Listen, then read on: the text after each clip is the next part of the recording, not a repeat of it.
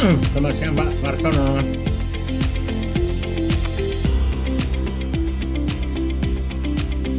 Selamat siang, Pak. Yang Sehat Pak. Oh, Ketum, selamat siang. Pak Haryadi selamat ulang tahun. Selamat ulang tahun, Pak thank you Ketum. semua, thank you. Hmm. Ini Frank, warna Panjang apa umur, ini? Pak good Ketum. Sehat afternoon. selalu, makin banyak rezekinya. Sehat selalu juga. So, to all participants, we would like to remind you to turn your camera on and please use virtual background that have been provided by the committee. So, we also like ask all the participants to turn your microphone off for the smooth running of our event this afternoon.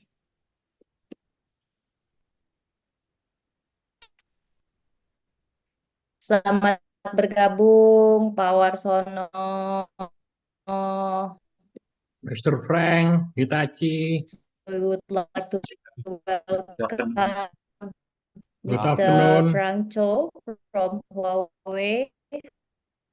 Hi, Afternoon. Mr. Frank. Halo, halo. Selamat sore. Good afternoon, Good Frank. afternoon. Halo, Pak Iwi Haryadi, Pak Wasaro. Fine, how are you? Yes, I'm fine. Alhamdulillah. Hi, Mr. Good. How are you? Happy birthday to you, Ya, Pak thank you, Iwi Frank. Haryadi.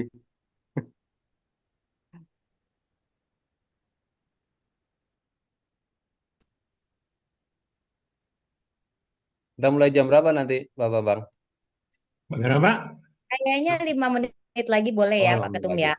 Iya, Oke, udah banyak silakan. ininya. Apakan Pak Ketum, 5 menit lagi Pak Ketum. Pesertanya udah banyak. Lumayan lah Pak Pesertanya Ketum. yang attendance-nya 84 Pak. Oh, 84 ya. Iya, ya. Biasanya lebih Gradually suka naik Pak. lewat Zoom sih Pak. Ini Lewat udah YouTube. 102 nih.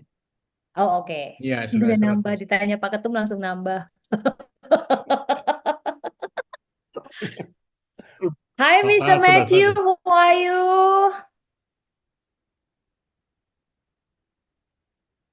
Mr. Matthew, I think you still mute your Yeah, I was mute. microphone. So, selamat siang, everyone. I hope you are going well. Oh, Selamat selamat siang. siang. Thank you. Pak. Selamat siang, Mr. Selamat siang Matthew. semuanya. Selamat siang Pak Haryadi, Selamat Bung siang. Barang, Pak Matthew, and others.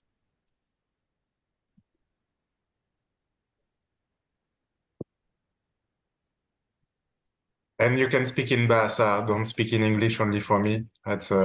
It's not my country, It's so okay, Mr. Matthew. I'm not I will I'm not fluent use in for Bahasa you. yet. That will take a while. But I commit the day we start construction of our first project. I will go to Yogyakarta for a few weeks, and I will come back fluent in Bahasa. But for that, I need PLN to start the project with us. Mr. Matthew, I open course for Bahasa loh. Yeah, up to If you. you need if you need Bahasa teacher. Thank you. You can choose ya. Nah. Pak Dani, halo. Nanti Pak Dani yang mewakili Pak Santa Kuma, Kak. Oh, Pak Dani, eh, izin. begini Bu Brigita, Pak Syantanya lagi coba untuk bergabung Bu Brigita.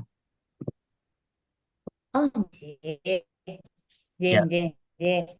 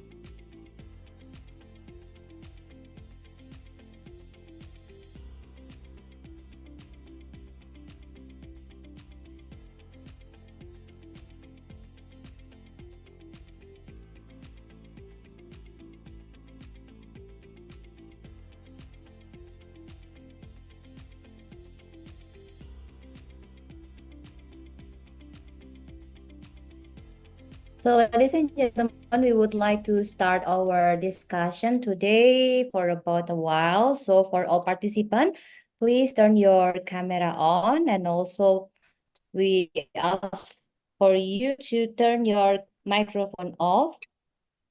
So, if you have the virtual background, please use the virtual background for our webinar today. Thank you.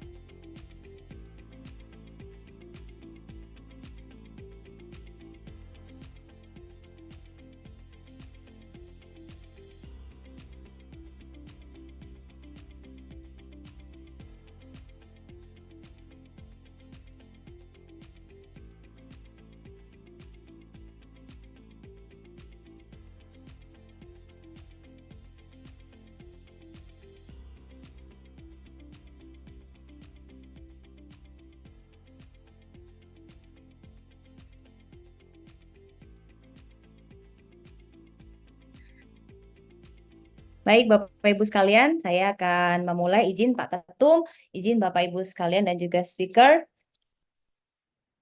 So, distinguished guests, ladies and gentlemen, good afternoon. Assalamualaikum warahmatullahi wabarakatuh. Selamat siang, salam sejahtera untuk kita semua. Om Swastiastu, Namo Buddhaya, salam kebajikan.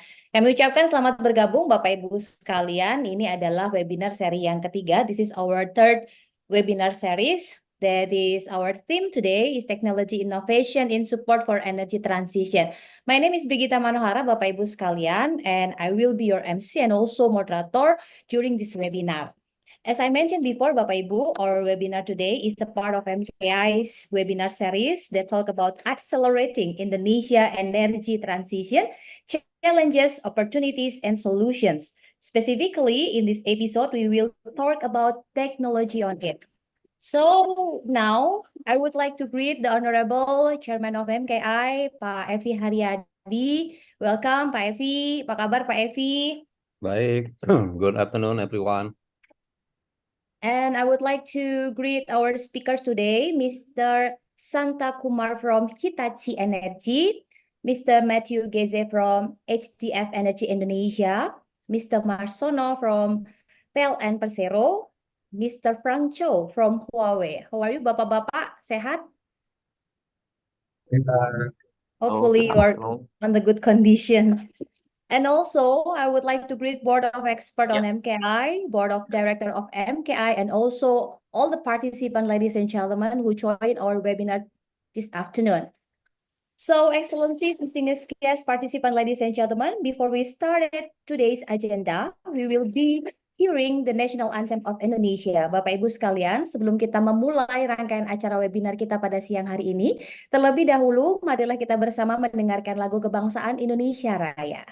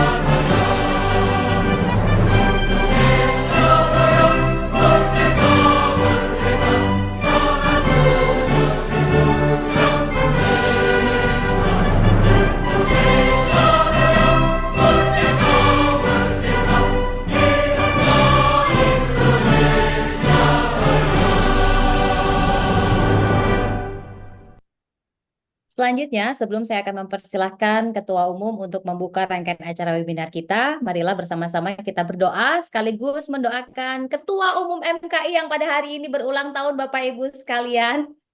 Mari kita bersama-sama berdoa terlebih dahulu, Bapak Ibu. Let's pray together. Berdoa dimulai.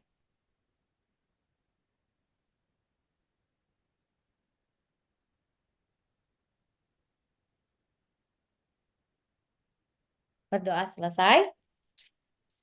So to kick off today's event, we will hear the opening remarks from Chairman of MKI, Mr. Effy Haryadi. As I mentioned before, this is his special day before today is his birthday. So to Mr. Effy Haryadi, the floor is yours. Terima kasih Mbak Brigita untuk waktunya dan terima kasih semua untuk doanya di hari ulang tahun saya hari ini. Bismillahirrahmanirrahim. Assalamualaikum warahmatullahi wabarakatuh. Salam sejahtera untuk kita semua. Salam Om Swastiastu, Nama Budaya, Salam Kebajikan. Good afternoon, ladies and gentlemen. Greeting and warm welcome to all esteemed guests joining with us today, especially to the honorables, the speakers of the third Energy Transition Webinar Series. First is Mr. Santa Kumar, Vice President on Technology Manager Hitachi Energy, and Matthew Gates, President Director of HDF Energy Indonesia, Mr. Warsono, Executive Vice President Electricity System Planning of PT PLN Persero, Mr. Frangzo, Electric Power Digital Solution, Director of Huawei of Indonesia, Chairman and the member of IEPS or MKI Board of Expert, Chairman and the member of IEPS Board of Director, Chairman and the member of IEPS Board of Supervisory, and of course all the stakeholder, government delegation, senior leaders from PLN, industry, academic, and all esteemed guests. A warm welcome to each and every one of you at our distinguished event today, IEPS Webinar Series on Accelerating Indonesia Energy Transition. This event is the third episode of our webinar series that focus on discussing challenge, opportunity, and solution that can be considered regarding the energy transition effort. While our first and second episode delve into the transition targets and the economic transition aspect, today's session will concentrate on technology and innovation to address the technical facet of the energy transition. As a stakeholder organization, we, the Indonesian Electrical Power Society, or IEPS, also recognized as MKI, Masyarakat Ketenagalistrikan Indonesia, are passionately committed to establish forum that foster the generation of ideas for advancing the electricity industry in Indonesia. IEPS assumed a crucial role as a government partner, offering comprehensive input and insight across technological, businesses, and regulatory aspects. We firmly believe that our members, encompassing all entities directly involved in Indonesian electricity activities, both nationally and also internationally, ranging from upstream to downstream electricity participants, including individuals, company, professional association, and consumers, can make a significant impact in shaping the futures of electricity industry. Ladies and gentlemen, global climate crisis has changed our world. It drives revolution in the way how we provide our energy. Energy transition stands out the essential pathway for human survival and also sustainability.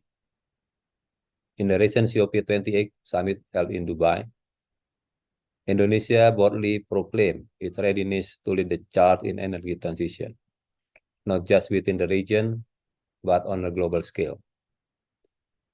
The declaration underscores our unwavering commitment to contribute actively to this crucial movement, as a part of Indonesian electricity industry, IPS need to spread out this awareness continuously to support energy transition commitment.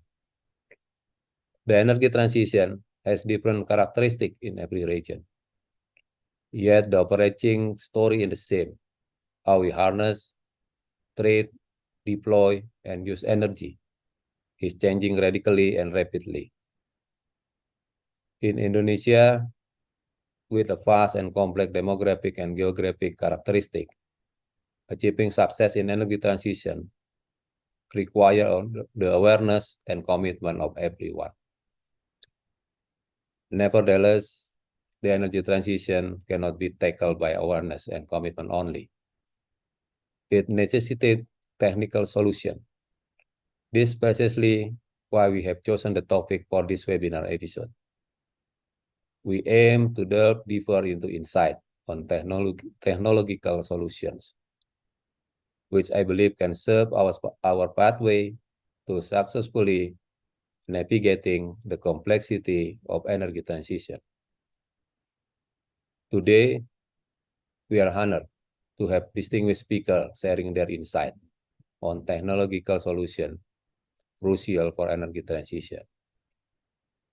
We will hear about HPDC solution that will take a very important part in tackling location mismatch between resources and demand.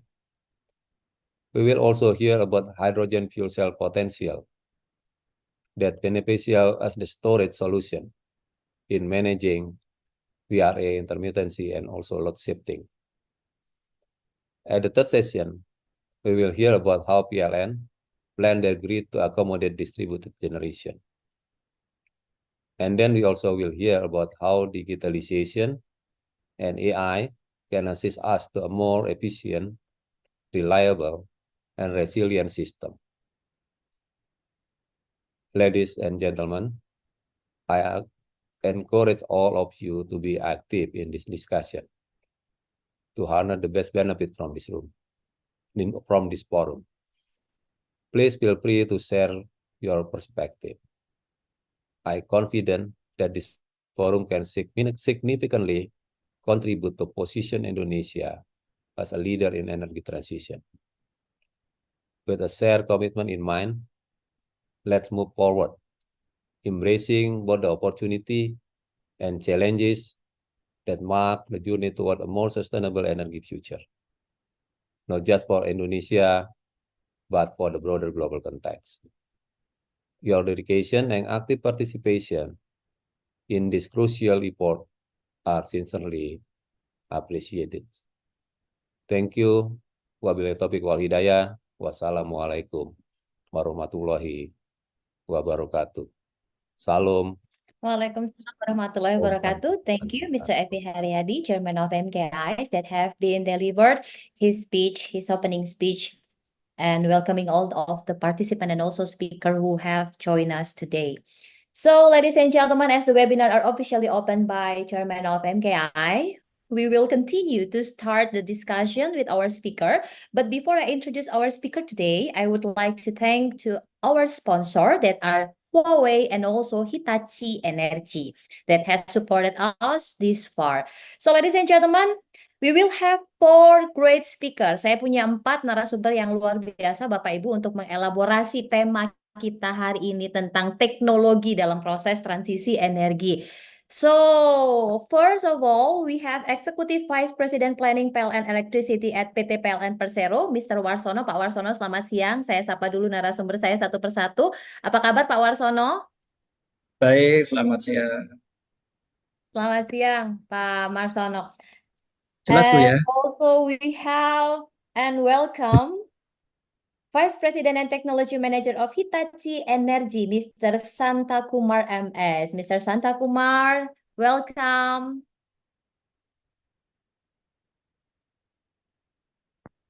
Thank you very much. I hope you Thank can you hear for- me. Yes, we hear your clear voice and can Okay. see your nice smile also. Oh, so nice of you. I also want to greet President Director of PT HDF Energy Indonesia, Mr. Matthew Geze. Mr. Matthew, hi. Selamat siang, everyone. Selamat you. siang, Bapak Sugeng Siang. Nah, biar dia Terima roaming, kasih. kan? Biar Pak Matthew makin roaming. Biar habis itu saya dicari untuk belajar bahasa Jawa, bukan lagi bahasa Indonesia. And also we have Huawei from Huawei, Electric Power Digital Solution Director in Indonesia, Mr. Frank Cho. Mr. Frank Cho, hi. Hello, selamat siang Bapak Ibu. Thank you for having me. Selamat siang, 晚上好, Mr. Frank Cho. 下午好。 So, welcome again, gentlemen. Before I allow you to share your perspective about our theme based on the best practice at your company, of course, allow me to share our discussion rules that each speaker, ladies and gentlemen, all the speaker will have 15 until 20 minutes to share their presentation. Then we continue for the Q&A session. To all participants that want to respond to our speaker, you are allowed to text your idea at the chat room. And I will deliver it to our speaker, or the speaker will respond to you directly from the Q&A chat room, of course. So for the first speaker, let me first invite Mr. Warsono. Mr. Warsono is Executive Vice President Planning PLN Electricity at PT PLN Persero. He will deliver presentation about transmission system planning to phase distributed generation based on new and renewable energy. So this is his curriculum vitae. You can read, ladies and gentlemen, how he involved in the electricity industry for a long time ago. And of course, he has experience on it. So without further ado, I will invite and let Mr. Warsono to share your perspective about our team today. Silahkan Pak Warsono, monggo.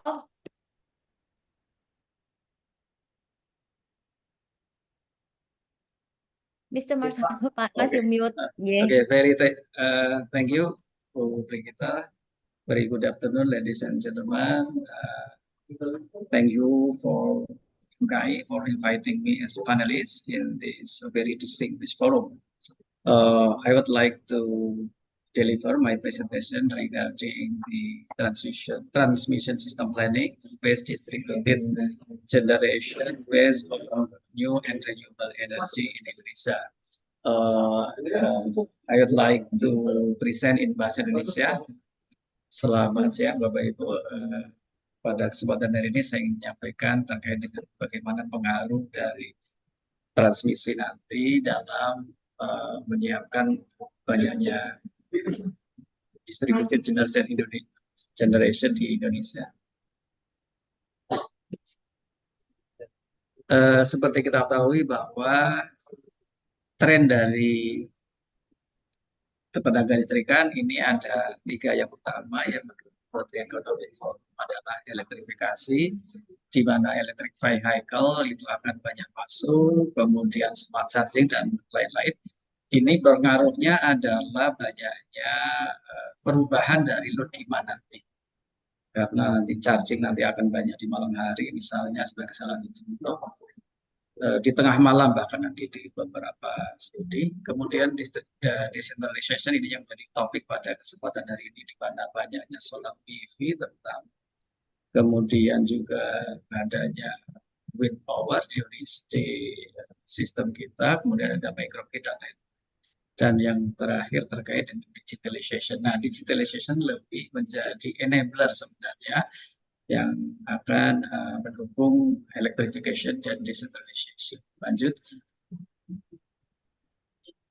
Nah, tentu PLN dalam menyediakan tenaga listrikan ada 3 hal sekarang yang menjadi trilema energi, yaitu yang pertama adalah security dan quality supply. Ini adalah keharusan nomor 1. Yang kedua, bagaimana fair and affordable price atau sering disebut sebagai energy equity. Jadi yang pertama energy quality, yang kedua energy equity terkait dengan fair dan affordable prices. Yang ketiga ini jadi concern kita yang menyebabkan banyaknya distributed generation adalah environmental sustainability, di mana nanti PV dan wind power akan semakin dominan dan ini yang terjadi di hampir semua negara. Lanjut. Nah, kita juga sudah mempunyai accelerated renewable energy scenario dengan scaling up, memperbanyak pembangkit renewable termasuk VRI, yaitu solar dan wind di rencana penyediaan tenaga listrik ke depan, di mana nanti RI akan 75%. Kalau sekarang Mas di RPTL yang ada sekarang adalah 51% dan ke depan akan ditingkatkan menjadi 75%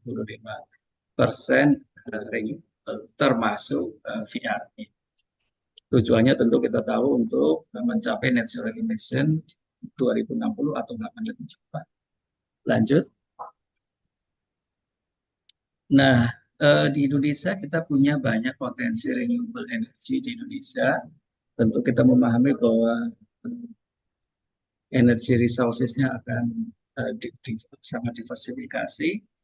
Ada concern terkait environmental dan lain-lainnya yang menyebabkan renewable energy ini harus dioptimalkan dengan baik. Dan ini perlu dilakukan langkah-langkah yang tepat sehingga masuknya renewable energy bisa dikelola dengan baik di dalam sistem kita. Lanjut. Nah, ini adalah contoh bagaimana potensi dari renewable energy dalam era solar di Indonesia. Secara umum bisa dipasang di mana saja, tetapi ada tempat-tempat yang sangat tinggi iradiannya dan menjadi prioritas untuk pengembangan. Lanjut. Kemudian berikutnya adalah terkait dengan wind, itu juga terdapat cukup banyak di beberapa tempat, terutama di pantai selatan, Pulau Jawa, kemudian di Sumatera, kemudian di Kalimantan, Sulawesi, dan di Nusa Tenggara Timur, ya, itu cukup banyak potensinya. Bapak Ibu bisa melihat nanti di WindMap, di website WindMap di internasionalnya, termasuk di Indonesia juga ada. Nah, lanjut.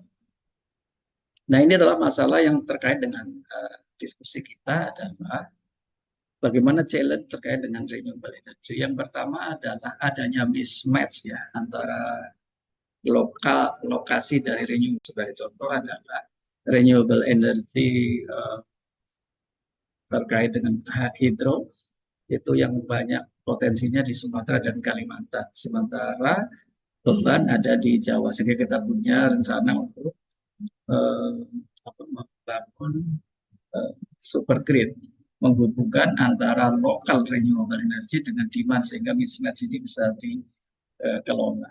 Kemudian terkait dengan kontraktor ini ada challenge tersendiri.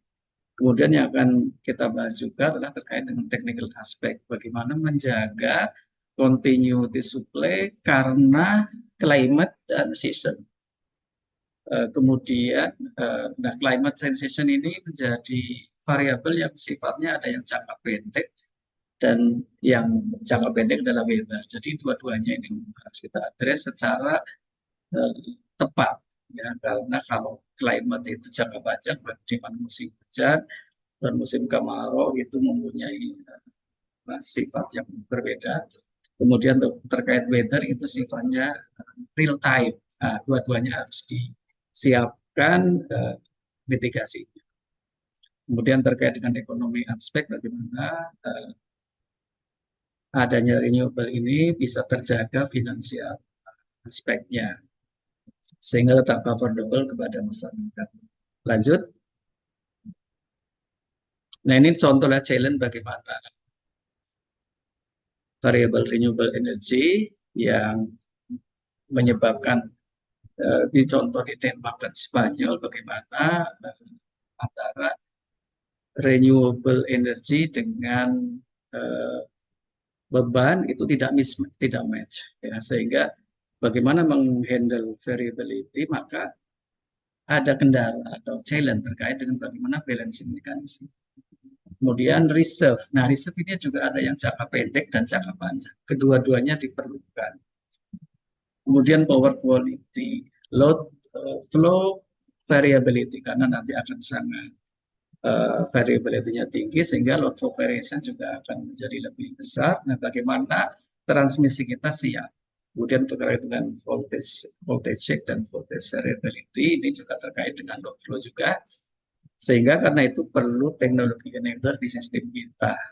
Terkait dengan supply balancing mechanism, maka perlu harus ada flexi generation dan storage. Ini yang penting harus tersedia karena variability yang semakin tinggi. Kemudian di sisi transmisi, maka setidaknya ada 3 ini yang harus kita siapkan di dalam sistem kita. Yang pertama tadi sudah saya sampaikan adalah super grid atau strong interconnection antar sistem. Kalau kita lihat contoh di Denmark dan Spain, kenapa bisa terjadi? Kita maksimalkan variable renewable energy karena memiliki strong interconnection dengan sistem lain, sehingga ketika kelebihan bisa ekspor, ketika kekurangan bisa mengimpor, seperti terlihat di gambar sama. Nah, di tempat kita juga kalau ingin meningkatkan harus punya strong interconnection. Tanpa itu maka akan terbatas penggunaan daripada renewable energy. Kemudian yang kedua adalah smart grid. Bagaimana sistem transmisi kita bisa mengelola variability dengan peralatan kontrol yang baik.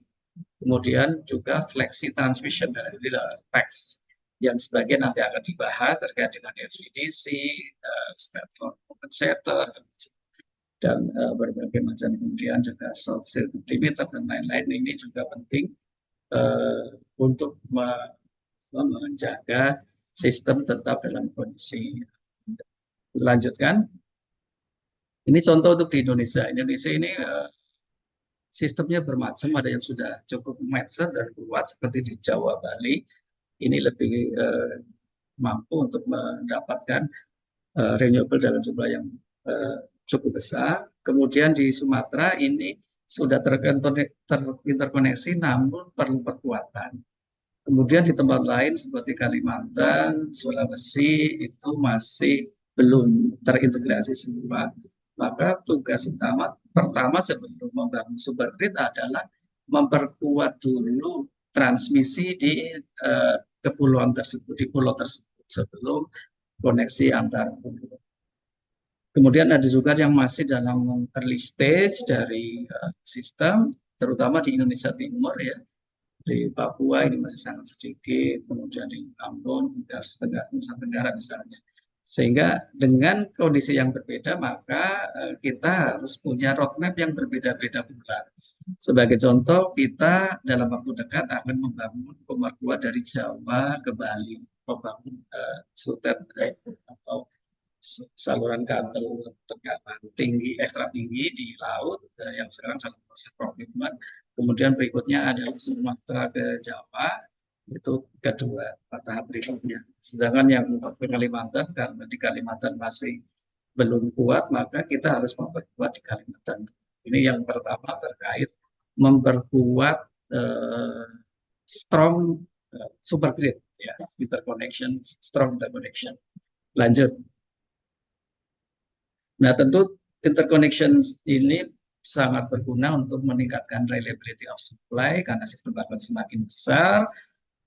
Dan terkait itu akan ada share dari reserve capacity antara sistem menjadi satu sistem yang lebih besar, dan terkait dengan diskusi kita bisa meningkatkan penetrasi daripada renewable energy, dan karena sistem lebih besar, economy of scale, maka reduce capital dan operating cost. Lanjut. Nah, ini adalah gambaran bahwa ke depan kita akan membangun super grid dalam rangka green acceleration ya. Jadi di Sumatera Jawa itu dalam waktu dekat, kemudian ada dari Sumatera Bangka, kemudian Indonesia, Jawa, Kalimantan, kemudian di Sulawesi sendiri juga ada perkuatan di situ, dan ke depan dimungkinkan juga dari Sumba di mana di situ ada potensi yang cukup besar VRI baik angin maupun di PLTS. Nah, ini jadi ini urutannya menunjukkan prioritas. Lanjut. Nah, bahkan ke depan kita akan membangun super grid ASEAN sebagai Asian Power Grid. Dan kita punya program namanya BIP di Indonesia, Malaysia, apa ini Malaysia-nya nggak tertulis, Malaysia Philippine Power Interconnection Program. Yang ini merupakan kolaborasi dan kita akan dengan ini akan memperkuat bahkan penetrasi renewable energy akan menjadi lebih besar lagi. Lanjut. Nah, kemudian smart grid juga sangat penting bagaimana kita nanti punya sistem yang bisa memprediksi weather, misalnya ini sangat penting ke depan. Kemudian juga network diagnostic, kemudian smart dispatching, dan smart scheme. Nah, karena ke depan bahkan banyak prosumer, yaitu pembangkit di sisi demand, dengan PV rooftop dan lain-lain yang akan diverse ke depan, maka smart system ini juga harus ada di level tekanan menengah dan tekanan rendah. Jadi makanya kita perlu ada smart distribution, kemudian juga pemasangan AMI, Advanced Metering Infrastructure, itu menjadi salah satu enablers di sisi distribusi. Lanjut. Kemudian ini yang tidak kalah pentingnya memang ini terkait dengan pembangkit, tetapi sebagai dalam kaitannya dengan sistem, ini menjadi sangat penting bagaimana memperkuat flexible generation, memperbanyak flexible generation, dan sebenarnya satu lagi storage dan flexible generation, sehingga sistem kita menjadi semakin kuat menghadapi variability. Lanjut.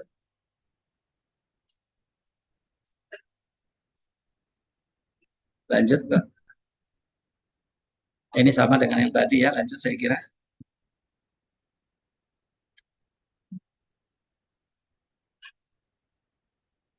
Nah, ini kita sudah nyiapkan ya anggaran yang kita perkirakan terkait dengan smart control system ke depan yang dibutuhkan baik dari sisi transmisi, di sisi pembangkit, kemudian di sisi distribusi yang membutuhkan anggaran cukup besar ya.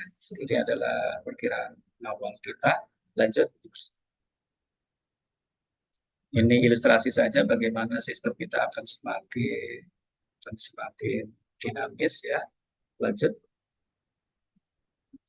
Nah, ini yang nanti akan terkait mungkin disampaikan secara detail oleh pembicara berikutnya adalah bagaimana HVDC ini menjadi salah satu yang enabler ya terkait dengan flexible energy generation ini yang memiliki beberapa kemungkinan. Mungkin intinya menjadi salah satu kemungkinan adalah Sumatera Jawa itu akan menjadi HVDC ya, yang akan memiliki kemampuan untuk mentransfer dari Sumatera Jawa. Lanjut. Kemudian juga beberapa facts ini penting terkait dengan teknologi yang terkait ya, misalnya adalah stat converter ya, atau STATCOM, static synchronous converter. Kemudian ada juga static synchronous series converter dan unified power flow controller. Ini menjadi enabler nanti sehingga transmisi menjadi fleksibel dalam mengantisipasi variability di dalam sistem. Power control menjadi sangat penting nanti ke depan sehingga sistem kita termasuk terutama adalah sistem proteksi kita juga harus kita sesuaikan dengan kondisi yang tadi. Lanjut.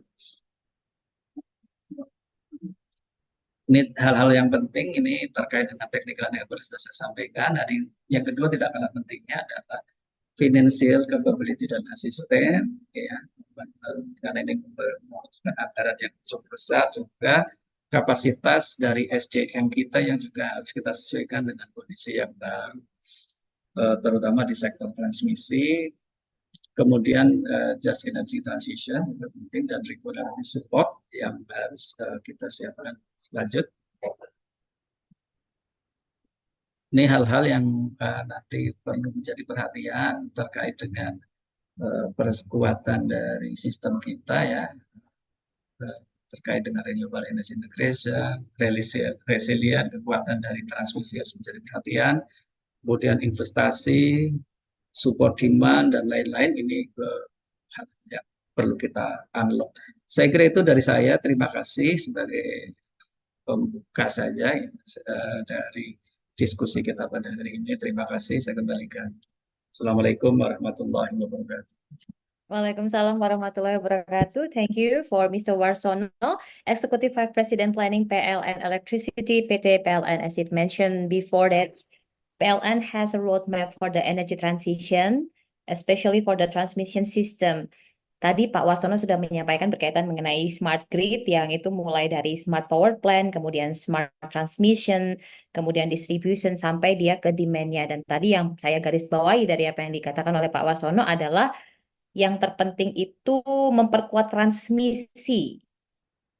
Jadi bagaimana kemudian dari power plant-nya yang masing-masing bukan hanya yang besar saja yang diperhatikan, tetapi juga yang menengah dan juga yang kecil, baru nanti distribusinya supaya ini bisa benar-benar menjadi smart grid. So once again, thank you for Mr. Warsono. So if you have question or maybe response for the Mr. Warsono presentation, as you mentioned before, you can chat at the Q&A column, and for the question and answer for PT PLN will be continued by Mr. Deden Nabudu, VP Manajemen Kelayakan Infrastruktur. So once again, thank you Pak Warsono. Nanti Bapak Ibu akan dilanjutkan apabila Bapak Ibu punya pertanyaan kepada PLN, ada Pak Deden Nabudu yang akan melanjutkan, menjawab, merespon apa yang Bapak Ibu pertanyakan kepada PLN. So we will continue to our next speaker, Mr. Santa Kumar MS, Vice President and Technology Manager of Hitachi Energy. Jadi Bapak Ibu, Mr. Santa Kumar merupakan Vice President dalam bidang teknologi HVDC dari Hitachi Energy India. Nah, beliau ini punya gelar master di bidang teknologi di sistem power electronic dan juga mempunyai pengalaman lebih dari 25 tahun dalam power electronic converter, gardu induk substation, integrasi jaringan grid integration, sistem penggerak, SCADA, dan juga automation. Beliau bergabung dengan Hitachi Energy yang dulu merupakan bagian dari ABB di tahun 2005. Jadi sudah 18 tahun terakhir beliau melewatkan atau meningkatkan kapabilitasnya di bidang elektrifikasi ini di Hitachi Energy. So, ladies and gentlemen, Mr. Santa Kumar will share about transmission technology, HVDC, and distribution or smart grid technology for us. Without further ado, for Mr. Santa Kumar, the floor is yours. Yeah, can you hear me? Yes, we hear your clear voice, Mr. Santa Kumar. Thank you very much. Yeah, first screen, please.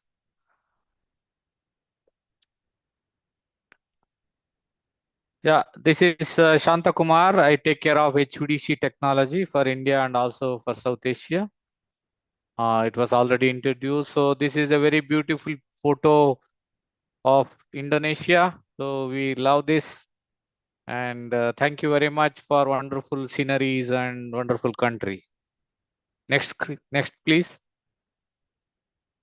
Okay, this is my agenda of the presentation. We will try to understand what is the HVDC, what is the role of the HVDC in terms of the energy transition, and what are the value additions, and then what could be the selection criteria in terms of the break-even point, distances, what are the main key points we need to consider when we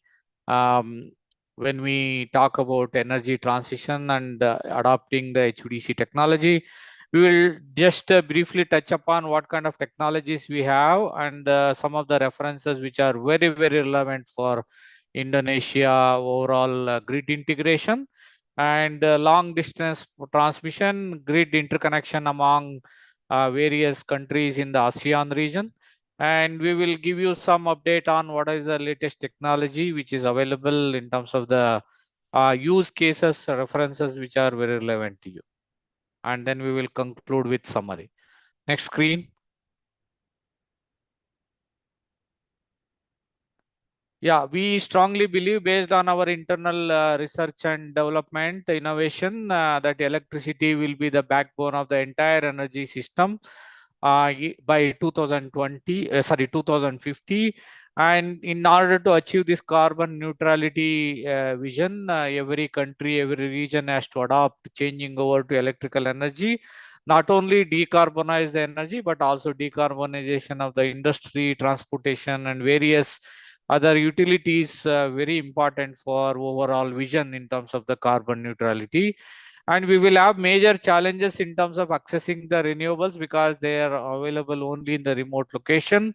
Integrate them in a seamless way, considering the energy balance and supply gaps. Then we will also have controllability in terms of the power flow, improving the resiliency of the grids, which are going to be weak in case of renewable energy going up. So overall, in this accelerating the energy transition to a carbon neutral energy system requires adopting policies, regulations to in terms of enabling the technology, and also new business models to support these scalable, flexible, secure energy systems, not only within Indonesia, but also across the region. Next screen. So we can see the change in technology. Earlier, for example, in the left-hand side, what was in the past is mainly traditional, conventional energy system like geothermal, and also we have gas-based energy systems, delivering the power to of course, maybe in the remote location, but to a very definite location in terms of the consumption requirements. But today, that is in the future, we will see a lot of power electronics based technologies incorporated not only in the generation like wind, solar, and then hydrogen based generation resources will have power electronics, but also for the transmission and then the consumption on the utility side, we will have a lot of power electronics technology incorporated as part of the overall technology innovation R&D.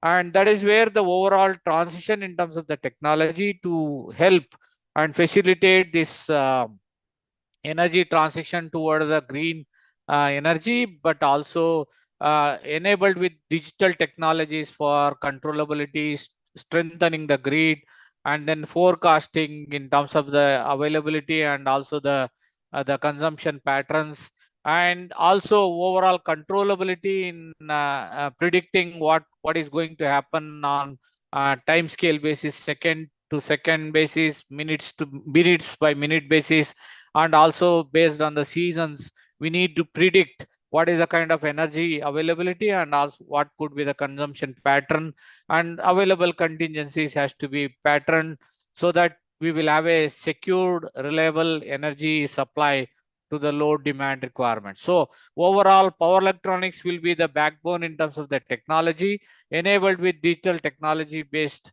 will help in terms of the energy transition. Next screen, please. In terms of the HVDC, you can see from 2010 onwards, there is a tremendous growth in HVDC, and Hitachi Energy started the invention of this HVDC technologies way back in 1928 by Dr. Uno Lamb. Ludvika in Sweden is our technology-based center where all the technology innovations related to HVDC is taking place. And across the world, we have several R&D centers linked with the Sweden, where the overall technology innovation roadmap is defined. And based on the customer and market needs, we continue to innovate and develop the new technologies. For example, in 1950s, we introduced the HVDC, first commercial HVDCs. And in 1970, we invented thyristor-based technology, that is LCC HVDC technology. And in 1997, we can see we have invented what is VSC technology, that is very useful for offshore wind integration, interconnection among the weak grids, different frequencies, very dynamic environment. This HVDC based on VSC technology can handle. And also not only that, we have various HVDC links across the world. We have executed the world largest HVDC project in China, 1100 kV of 12 gigawatt one HVDC link. And also in terms of VSC HVDC technology, we are capable today in terms of 640 kV, 2000 kilometer, 3000 megawatts of one HVDC link. So it is possible. These technologies are very useful to Indonesia to connect, for example, Sumatra, Java, Kalimantan, Java, and also other regional countries in ASEAN region, so that the green energy can be balanced, exchanged, energy trading possible anywhere within the regions. There is no distance limitation, there is no power limitation as on today. We can provide the HVDC link connecting various countries around the world, and then so that we are able to exchange the renewables, balancing the intermittent renewables, so that the energy security reliability is improved upon. Next screen.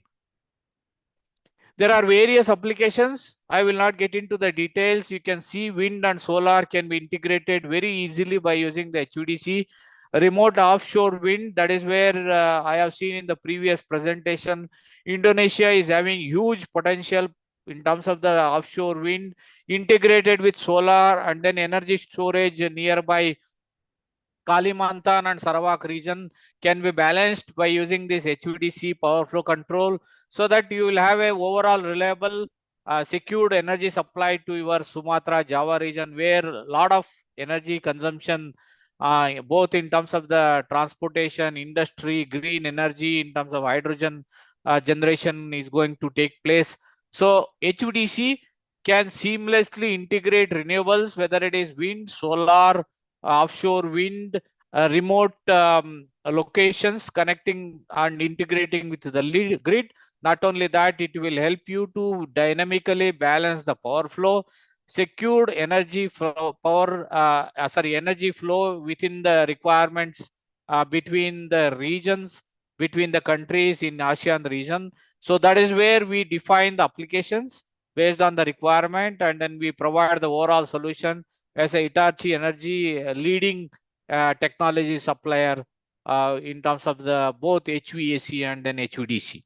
Not only that, by having HVAC grids across the regions and overlaying HVDC grids, like whatever we call it as green energy super grids, so it is possible to carry forward a huge amount of energy with over long distances like 2,000, 3,000 kilometers, whether it is a cable transmission or overhead line. It is possible in case of HVDC transmission.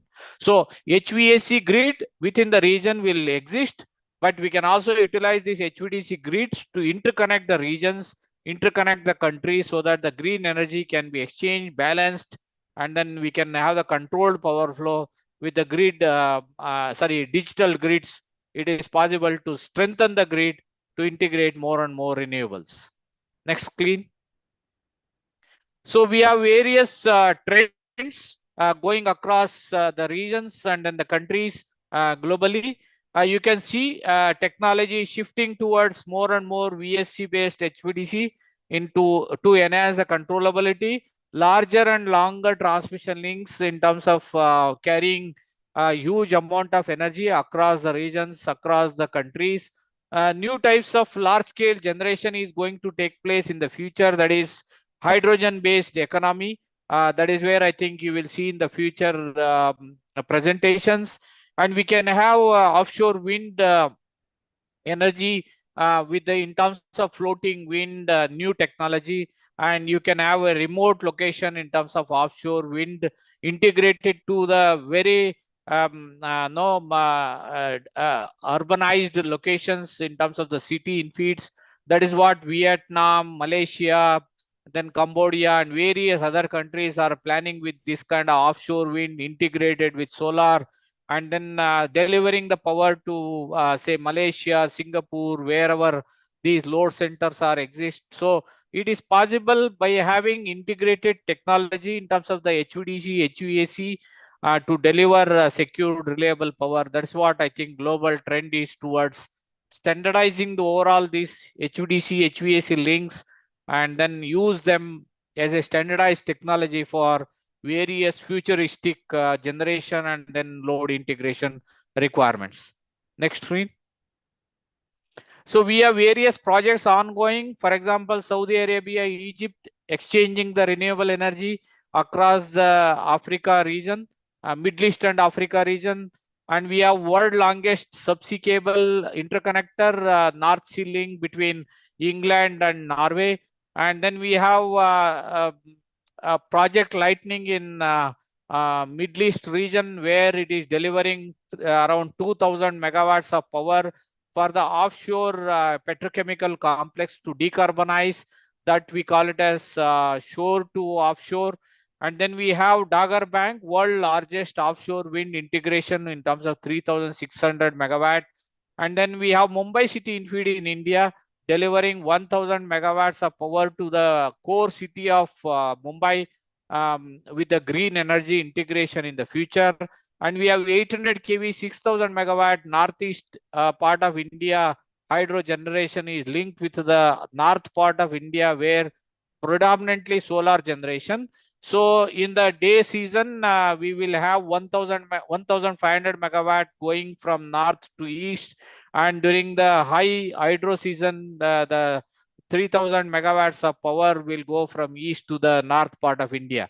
So like this, we can have a reverse power flow, integration of renewables, and connecting between two countries wherever it is possible to sharing the renewable energy. And not only that, we can have a hydro storage linked with the renewable, so that we can have a balanced approach in terms of the renewable integration, delivering huge amount of power to the city in field. These are the main applications which are basically going across the regions. Next screen. So there are similar applications. We are getting into long-term agreements, whether it is in America, whether it is in Europe, whether it is in other part of the Africa and Asia region. We will have a capacity reservation agreements for futuristic technology adaptation for carrying forward the renewable integrations with respect to the load centers. Not only that, you can see in the mid, that is 2.4 gigawatt Utah Los Angeles integration to deliver the a huge amount of renewable energy for the green energy, that is hydrogen generation. So futuristically, HVDC is ready with the technology to integrate more and more renewable. Not only that, to facilitate energy delivery to the hydrogen generation and also the utilization. Next screen. In terms of the HVDC technology, we have both VSC and classic LCC technologies. Whether it is HVDC classic or HVDC VSC, based on the grid environment, we can adopt for the long distance bulk power, weak or strong grid integration. However, from the techno-economical point of view, we need to assess. We cannot incorporate some transmission just because Hitachi Energy is saying. It has to be evaluated against technical benefits and also economical benefits. That is what we call it as break-even distance, where HVAC, of course, will have less investment in terms of the station cost, but HVDC on the other hand will require approximately 2 to 3 times in terms of the station cost. But because of the less corridor ROW, less number of transmission lines and transmission towers, overall transmission cost will be comparatively lesser in case of HVDC. That's why at some point, that is break-even distance, HVDC will be more economical compared to HVAC. For example, if it is a cable, undersea cable or underground cable, 60 to 80 kilometer for around 2,000 megawatt can be the economical distance. Whereas in case of only transmission line, around 500 to 600 kilometer for around 3,000 megawatts of power can be the break-even distance. But in many cases, what we have seen is in various applications, it is always the hybrid mode. Some distance it will be a transmission line, some distance it will be underground or undersea cable. In such cases, it is very easily possible to evaluate the techno-economical feasibility of the HVDC transmission in terms of hundreds of kilometers. So for hundreds of kilometers of approximately 2,000 to 3,000 megawatts of power, it is very easily can be assessed in terms of HVDC transmission possibility. For example, Singapore in feed, Singapore is having very constraint in terms of space availability. HVDC is the only possibility in many cases. So to transmit green energy from other part of the Asian countries and then integrate with the Singapore, and also maybe true in case of Jakarta, Bali, where the space constraints are very limited. It is very useful, this HVDC technology. So HVDC technology will utilize less space, less ROW comparatively, It will have less losses. Controlled power flow is possible. Dynamically, you can vary the power flow. You can reverse the power flow at any point of time based on the renewable availability and then the load patterns. So that is where this digital control system, digitally enabled grid system is very important to assess what is the load pattern, available generation at different node points, and then integrate this renewable energy seamlessly with grid stability and flexibility, keeping in mind overall environmental sustainability and the space and then ROW requirements. Next screen. LCC technology, in terms of the technology, it is available up to 800 kV, 1100 kV, 3000 megawatt up to 12,000 megawatt. It is possible to have HVDC classic, that is LCC technology, low losses, high reliability, high availability. World largest greenfield project Hitachi Energy has executed. So in terms of the technology availability, LCC is available up to 800, 1100 kV. In your case, can be for Java Sumatra, for example, 500 kV up to 800 kV, we can go. Then we can also utilize this VSC technology. Next screen. So that is providing you additional features like controllability in terms of the AC voltage, reactive power, black start restoration. This is very, very useful when we have a intermittent renewable energy. Grid blackout is possible. That is what we have seen in other part of the world. So by utilizing this VSC technology, with the support of other end of the HVDC transmission, it is possible to restart the grid, restore the grid as quickly as possible by increasing voltage and frequency in a grid forming control mode. And with the grid forming control mode, increase the voltage and frequency with the internal referencing, and then restore the grid as quickly as possible and enable other part of the generation and load points to synchronize with the grid. Fast reversal of power is possible. Power and voltage control mode is possible when we want to integrate more and more renewable energy. Compact solution for the city in feeds, and then wherever we have space constraints like Singapore, Java, then Bali, then we have Jakarta, and also in Mumbai in India, Delhi, wherever we have space constraint, this VSC technology can be very useful. That is what we have seen. Very useful applications are coming up across the world for utilizing this VSC technology. Next screen. We have various applications, various part of the world. We have incorporated this HVDC VSC technology. We are having availability in terms of up to 500 kV, 600 kV, and power wise, we can go up to 3000 megawatt. You can see maximum capacity VSC technology availability in terms of last application, that is Sanzia DC4. They are all with 3000 megawatt, 525 kV. And we are in generation 5 technology, where we are able to match the losses equivalent to LCC technology. And because of the high power density, new HVDC light technology, that is with BIGT technology, new HVDC can be possible up to 3000 megawatt with very, very less space and ROW. Next screen. We have various controls. That is what I think you are looking for, whether it is grid following control, grid forming control, with voltage and frequency enabled as an internal referencing. It is possible to work with various grid dynamics, like extremely strong grid whenever huge amount of renewable is available, interconnected with the hydro. Then when there is no, for example, when there is a cloud or when there is no wind, the grid will suddenly become weak.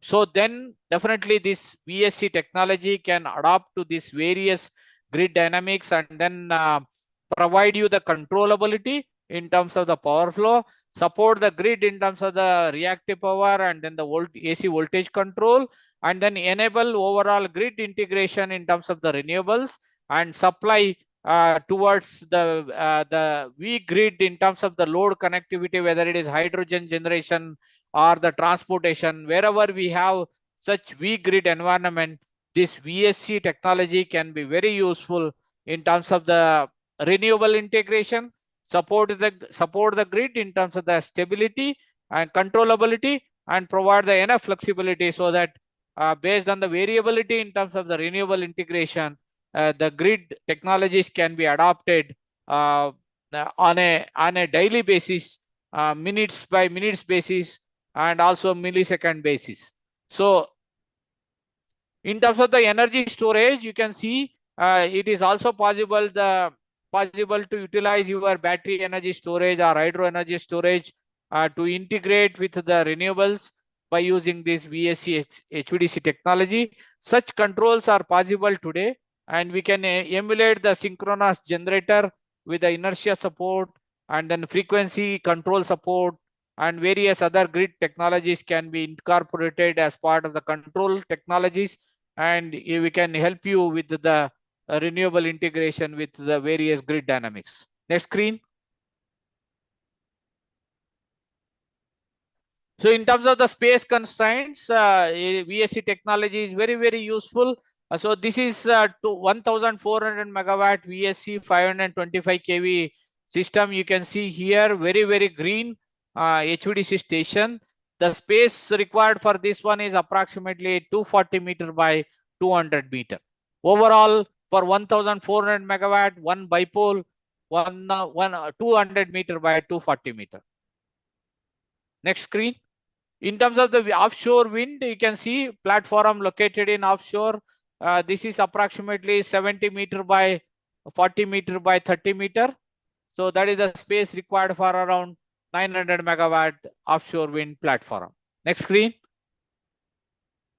This is the wall inside the VSC HVDC. You can see there man standing below the wall, and various wall structures are located, hang from the top. Next screen. This is the VSC HVDC station. You can see the transformer, incoming switchgear, HVAC. Then number 3, this is a reactor required for the power flow control, various power controls. And 4 is the valve hall where IGBT valves are hang from the top. 7 is a DC yard where a reactor and then other filters are located.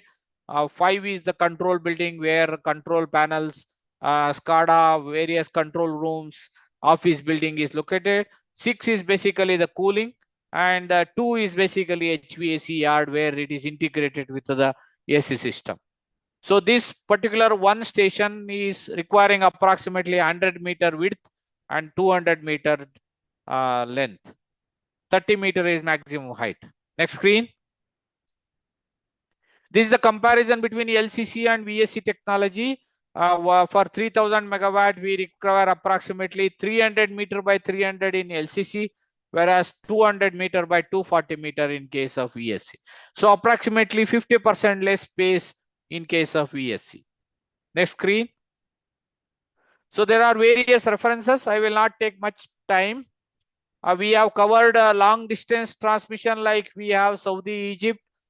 This is around 1500 kilometer approximately the distance covered.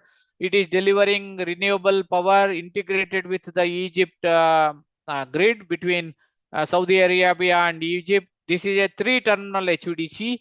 So you can see here, this is a very useful HVDC classic reference. That is LCC technology reference with 500 kV, approximately 3000 megawatt. So this kind of interconnection among the regions, countries, very useful in terms of exchanging the renewables and then balancing with the hydro storage, for example, and then also with intermittent solar and wind, exchanging the energy to balance the overall the energy trading. Next. This is Northeast Agra. Northeast basically rich with hydro. Agra is located in north part of India where solar is very predominant. So this is balancing the renewables, exchanging the energy between northeast part of India and then north part of India, and then continuously controlling the power flow so that grid strengthening at the north part of India, exchanging the renewables over the distance of 1700 kilometers. 6000 megawatt, 800 kV reference. Next screen. This is interconnection between two countries, Brazil and Argentina. This is back-to-back HVDC integration between 50 hertz and 60 hertz frequency. That is what previous speaker was explaining. So by utilizing this kind of back-to-back HVDC, it is possible to connect two countries with different frequencies, interconnection among the synchronous regions. So exchanging the renewables and kind of integrating with your AC grids. Next screen. This is NordLink. Norway is very rich in renewables in terms of hydro. Germany is very rich in solar and wind. The intermittency of the solar and wind is balanced with the Norway hydro. Whenever there is excess energy available in Germany because of the high wind, high solar season, then energy is pumped back to Norway and then stored in terms of the hydro energy. And then whenever there is a low wind, low solar season, the stored energy from Norway is pumped back to the Germany. That is how the intermittent renewable energy is balanced. Energy trading take place between Norway and Germany, and then balancing the tariff, exchanging the renewable energy between two countries. For example, your Sumatra region interconnected with the Kalimantan region, where it is also possible to have both solar, wind, hydro in Sarawak region can be balanced, and then delivering the reliable secured power to Sumatra, Java region. So it is possible by using, for example, 525 kV, 3000 megawatts of undersea cable connections to exchange the renewable energy. Secured, reliable energy is delivered to high density populated area like Java, Sumatra region. This is what one example showing interconnecting the regions, interconnecting the ASEAN countries, enabling them to exchange the renewable energy, balancing with the hydro storage or battery energy storage or hydrogen based energy to balance the tariff and secured reliable power delivered to the regions. Next region. This is a new application. Yeah. I'm afraid you only have 1 minute more. Thank you. Yes, this is the last screen. So this is there is a NEOM city in Saudi Arabia coming up, integrated with the renewable energy with the 3-4 HVDC links as a multi-grid environment, DC grid environment. 9 gigawatts of the energy is being estimated for this one city, NEOM city in Saudi Arabia, that is utilizing 525 kV VSC HVDC with 3000 megawatts of each. So there are 3 HVDC links with approximately 630 kilometers of distance. It will be implemented by 2027. Thank you very much. Next screen. Okay, last. So by utilizing this HVDC, we can integrate the renewable energy, enabling stronger and then modernized power system with digital controls. Possible to have HVDC with dynamically controlled power flow. Flexibility is enhanced by using this HVDC so that reliable, secured, renewable energy delivered to the load centers, whether it is strong grid, weak grid, or isolated grid. It is possible to utilize this HVDC technology. Such kind of technology is being utilized across Europe, USA, US, and other regions. So it is also possible in ASEAN region. Thank you very much. Thank you once again for Mr. Santa Kumar MS, Vice President and Technology Manager of Hitachi Energy, that has explained about transmission technology, HVDC, and distribution or smart grid technology based on Huawei experience. So from Mr. Santa Kumar, we know how they make record, especially for the several countries, not only in the Europe, but also in the Middle East, that he has explained before in the NordLink, etc. So they have experience based on the transmission technology SVDV. Thank you once again, Mr. Santa Kumar. So for the next speaker, I will invite Mr. Matthew Mr. Matthew Geze, President Director of PT HDF Energy Indonesia, that will be give his perspective about hydrogen to power in accelerating energy transition. So Mr. Matthew has over 14 years experience in renewable energy through various positions within IPP, EPC, and key suppliers company prior to join HDF Energy in 2018. And Mr. Matthew managed the development of the North African and East European subsidiaries of a French developer and EPC. Then for 4 years, he was business development manager for Middle East and Africa at ArcelorMittal Exosun. So, Mr. Matthew, the floor is yours. Thank you, Brigitta, for the introduction. Quick question, should I share the presentation myself? Which I prefer, I think it's more convenient, but I just want to be sure.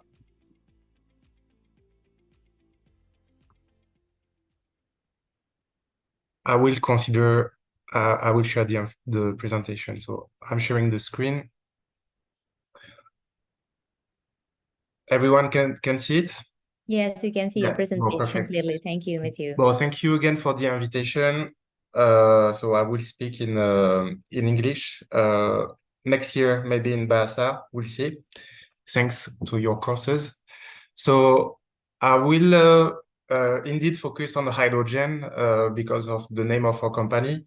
I will share also a quick introduction on how we see the context of hydrogen and how the hydrogen innovation can help to accompany the decarbonization in Indonesia. A few words on the company itself. It's possible that some of you heard about HDF already, but for the ones who don't know HDF, we are a company dedicated to hydrogen. We look at many applications, from power sector to maritime sector, train application, underground storage, production of green hydrogen. The beauty of hydrogen is the versatility. We can decarbonize anything. And in Europe, we have access to a lot of subsidies to make those projects happen. So that's why we are versatile. However, you will notice in the presentation that in Asia, we focus mainly on power application because we believe, and that it's important for PLN, we believe that in the right context, we don't need subsidies to make green hydrogen happen. So we are French with a worldwide position from Latin America, Africa, and Asia. So again, my name is Matthew, and my job is to lead HDF in Asia. We are present in 7 countries in Asia, Japan, India, and mainly ASEAN. What is important for you to know today is that Jakarta is the headquarters for HDF in Asia. So it means the team which are supporting the projects in the whole region are based in Jakarta.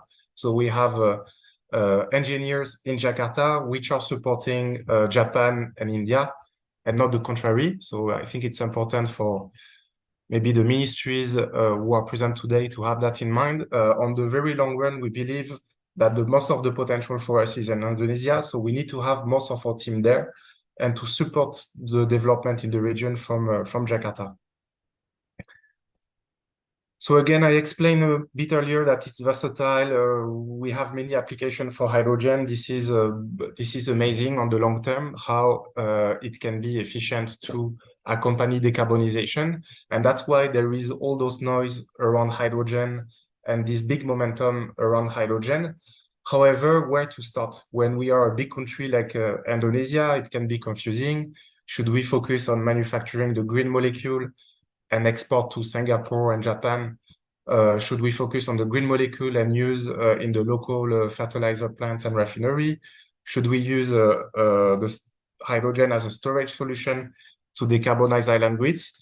We see it can be confusing. On our side, again, we believe that the power application is maybe the only one where you don't need to input subsidies in the project. All the other ones, you will have an extra cost to use the green hydrogen compared to gray hydrogen, and hence someone need to cover the extra cost.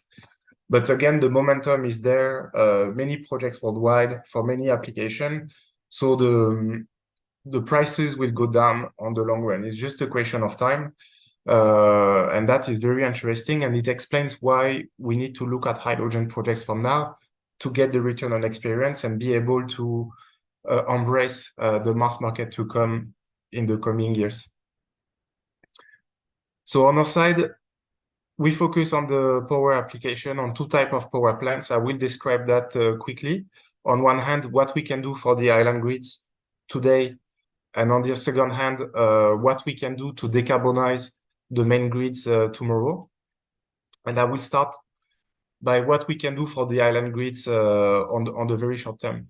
So we can see that solar, but same for wind, is bankable. For the last decade, there are gigawatts of PV and wind installed worldwide. The cost is now very competitive.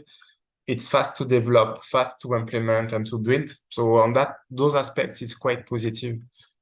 However, we see that there is an intermittency factor in solar. For example, you can see on the graph there how volatile it can be from a day to another. I'm French, so I will take the example from France. When you manage the grid in France, it's not a problem at all to put a few gigawatts of solar. We have a lot of nuclear power plants, a lot of hydro power plants. So maybe roughly, I would say that at least 85 or 90% of the mix of our grid is baseload power. So indeed, you can put 10% of intermittency. It won't be a big issue. And in addition to that, we are interconnected with the other countries. You look at Germany, they put a lot of wind and PV, but they are interconnected with many other countries which have gigawatt of capacity installed, and hence the system can remain stable. When you are Indonesia, the story is quite different. You have big grids like Sumatra, Java, Bali, Sulawesi, Kalimantan, but not that big if you compare to Europe. And you have a lot of medium and small grids. And then the intermittency is tough to handle there. So that's why on our side, we look at the interest of the utility, whether we are in Indonesia, Philippines, Cambodia, whatever, and we commit to deliver only a firm and stable power from renewable energies. So from the left side, we focus on the right side by focusing on megawatt target, availability, and real commitment. If we don't meet our target, we would pay fees to the off-taker. So here you have an example on how the curve on the PV plant it is on the ground, but what we deliver to the system. And we are able to do that by using, I would say, innovative solutions, and innovative because somehow it is new, and to do power plants, it wasn't done before in the country, but the technologies are not that new. If you look at the key items, it has been used in other industries for many decades. So we have 4 or 5 key components, the PV plant, but it can be also the wind, in order to have the primary source of energy that we will oversize. For example, if we need to deliver 10 megawatts to the grid, we will have on the ground at least 30 megawatts, even more, depending of the irradiation. We will keep the firm power for the grid during the day when we rely on PV plant, but what is highly intermittent, we will feed batteries and electrolyzer to make storage. Well, batteries are batteries, and then for the electrolyzer, we will make hydrogen with water. We will store the hydrogen in tank, and during the peak hours, we will use the batteries to address the demand. During the night, so it can be 12 hours in a row or even more if there is bad weather, we will use the fuel cell to convert the hydrogen into electricity. So what is interesting with the hydrogen is the capacity is dissociated from the energy. We have the capacity, the megawatt with the fuel cell, and the megawatt hour is basically the amount of hydrogen we have in the tanks. So as long as we have hydrogen in the tanks, we can deliver megawatt hour to the grid. And by combining the weather forecast, the battery, and the amount of tanks we have on site, we always know in advance. It can be 1 day, 2 days. We always know in advance if we can meet our target or not. And in that way, we will deliver a baseload power to the grid. So that is the key message we like to share, because it's really important for the utility, whether it's EDF in France or PLN in Indonesia. You need stable electricity on your system in order to keep your system safe. So the key innovation there, I would say, is the fuel cell, and this is also the interesting component when we look at replicability, whether in terms of number of projects, but also type of projects. So the fuel cell sounds new to make a power plant, but it has been used in mobility sectors for decades. So the fuel cells you can see in cars, bus, even vessels or train, they are similar than this one. It's just a question of scale. For mobility, most of the time, it's a kilowatt scale. While on our side, to be as competitive as possible, we focus on the megawatt scale. So we use the PEM technology today because this is the technology used in mobility sector, and hence we can benefit from a lot of return of experience, a lot of statistics about the behavior of the technology. So for the bankability of the project, it's quite important. It's also important in terms of potential to find a price optimization on the long run. We believe that the mobility sector will grow more and more over the coming years, and hence we will benefit of that growth. So we know it looks new, innovative. On one hand, it's positive. I mean, we have a discussion like today. On the other hand, when we meet some ministries in the region or utilities, they have the perception that they don't want to be the first to try, or they don't want to have the perception that it's so new that it will be unsafe or complicated. So on that slide, you can see other projects we have in development, but also projects we have in construction. And I will focus on this one. The one in construction is in France. Commercial banks are involved, like SMBC from Japan, BNP Paribas from France. So it's a project finance scheme. The banks are financing 80% of the investment. So we can demonstrate that this is bankable, it can be replicated.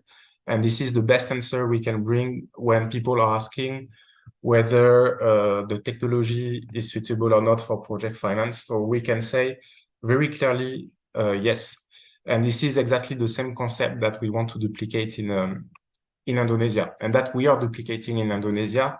We are developing a pipeline of more than 20 projects, but only in grids where PLN has expensive cost of electricity generation, where the logistic is complicated, where bringing coal and gas can be a burden, and where there is no geothermal or hydro resources. Well, it sounds like a lot of conditions, but when you look at the scale of the country, the amount of grids, there are many grids like that. And in those grids, it's a lot of dependence to diesel genset or dual fuel engine. And at the end of the day, the cost of electricity is quite expensive, and the capacity to handle intermittency quite complicated too. So with support of finance institutions like DFC, ADB, GIZ, we are working on some projects. And we are, I would say, coordinating with PLN. This picture is from April. In France, we signed a MOU with Paccar Tanto. Padarmo was there. I think Parevi too, but he's not on the picture. And a couple of weeks ago, we signed during the COP another agreement, a GDSA, in order to go into more details in terms of studies and development. So the dynamic is interesting. It's a way also for Indonesia to make its first projects of hydrogen happen. And as I said earlier, the other applications are interesting, but will take time. The type of projects we do can start construction next week. So that is really important to have in mind, and about the learning curve we bring to the country. But we do the same in Philippines, whether it is in Mindanao, Visayas, or Luzon. There are different contexts, but same story than Eastern Indonesia. We have a MOU signed with Napocor, which is a kind of small PLN for island grids. So I won't do the blah blah I did for Indonesia and earlier, but it's exactly the same type of context we address, and it's a way to show that other stakeholders in other countries share appetites for this kind of solution because they don't see much alternatives.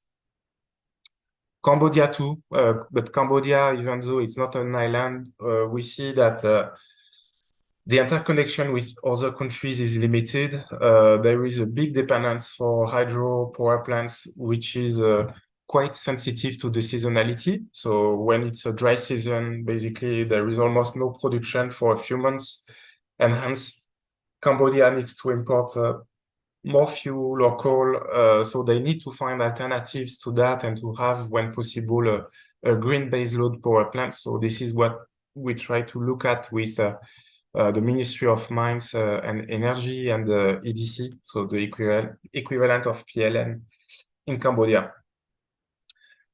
Now I would like to share a few words about the other applications. So what I shared earlier, I would say it's like 80% of our focus here, because it's very tangible. It can be done on the short term.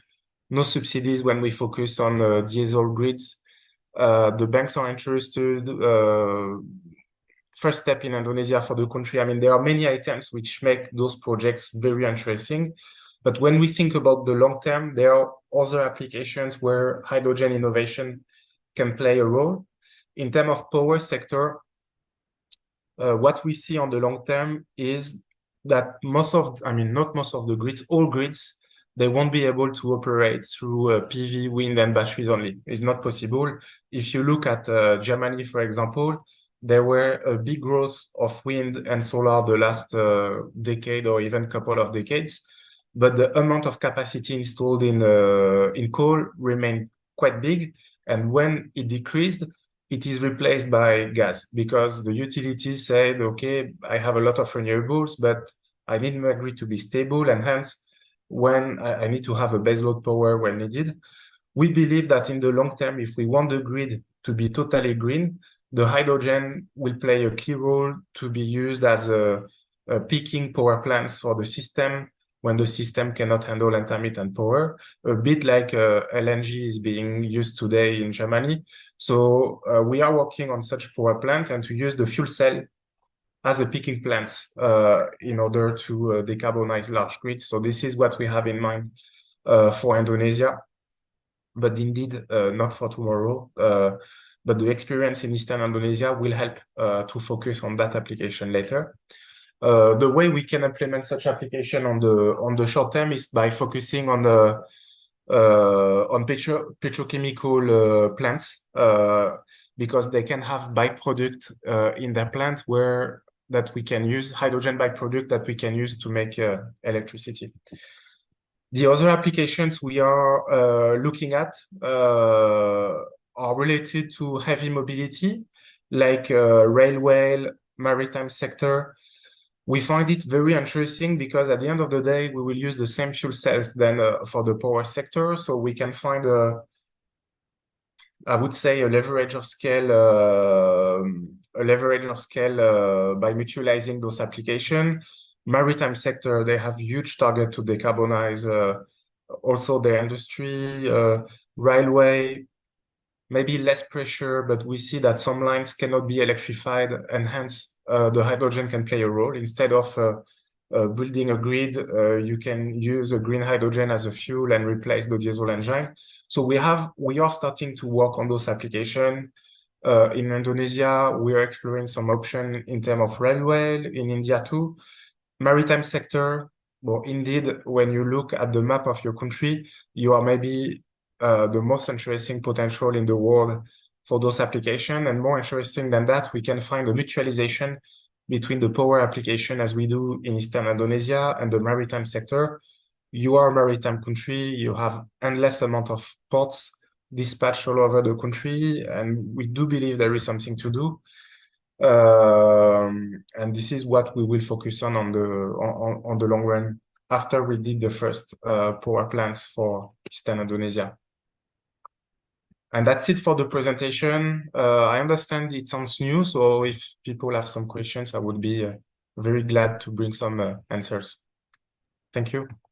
Thank you, Mr. Matthew Geze, President Director of PT HDF Energy Indonesia, that have been shared about hydrogen to power in accelerating energy transition. Once again, thank you that you have explained a great presentation, especially about hydrogen that can be implemented in Indonesia. So once again, to all participants that want to respond our speaker, you are allowed to text your idea at the chat room. Once again, at the chat room, only at the chat room. And we will choose for the 4 participants who give a best question today to our speaker.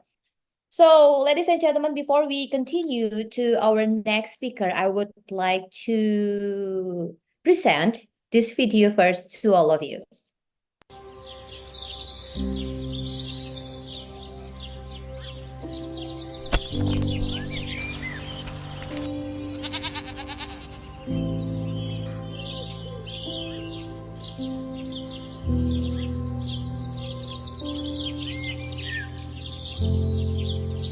我们石英村是广东省连州市的一个小山村，以前这里一大片都是荒废的山头，经济比较落后，很多人都被迫到外面打工了。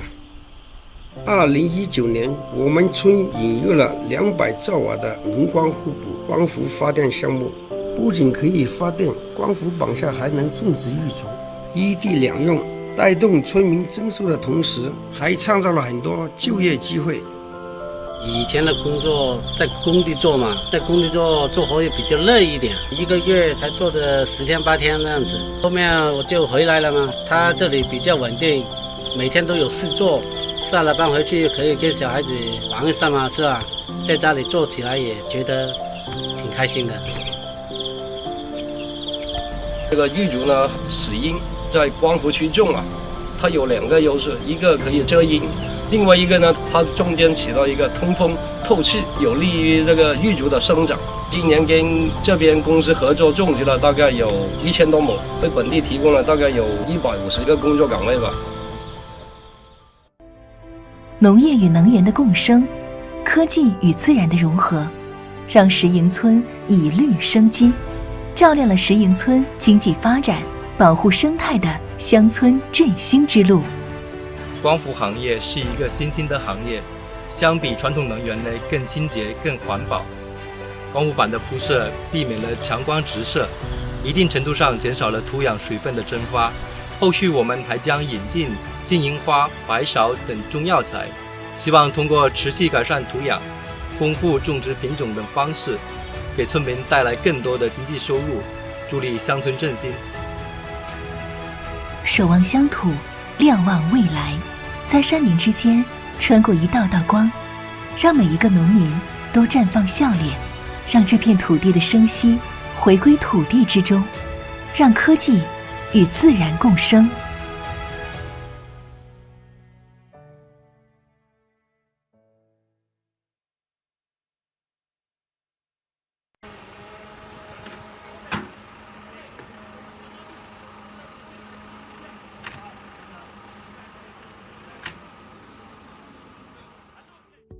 In the future, our wonderful life will be accompanied by greener and safer clean energy, which thrives globally in order to reach carbon neutrality faster.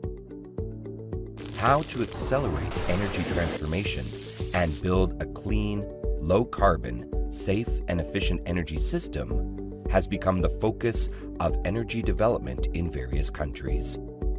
Under the ambitious goal of strategic transformation of global energy, solar will become the absolute primary energy source.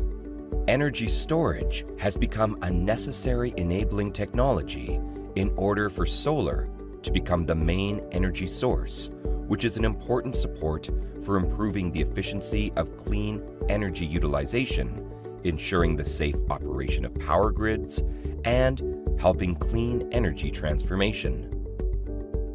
In response to the European Green Deal, Huawei is deploying smart string energy storage solution in Germany to help reduce greenhouse gas emissions and enhance the quality of life for local citizens. Compared with traditional centralized solution, Huawei's smart string energy storage solution enables more refined energy management. The unique string architecture enables pack-level optimization and rack-level management, increasing discharge capacity by 15% over the life cycle. Also, the Smart Battery Rack Controller enables the mixing of old and new batteries, bringing better investment. The smart and modular design, as well as automatic SoC calibration, makes simplified O&M possible. At the same time, the solution is equipped with multiple proactive protection to guard the safety of energy storage plant. A green future requires advanced green energy systems. Huawei is working with partners to build an evergreen home together. So our last speaker, that is from Huawei Electric Power Digital Solution Director in Indonesia, Mr. Frank Cho.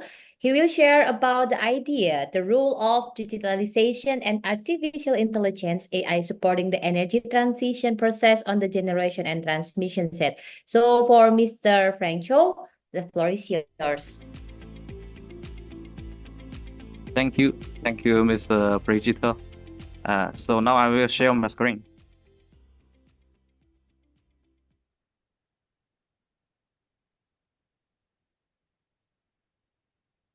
So can you see my screen? Yes, you can see your Okay. presentation. Okay, so good afternoon, Bapak Ibu.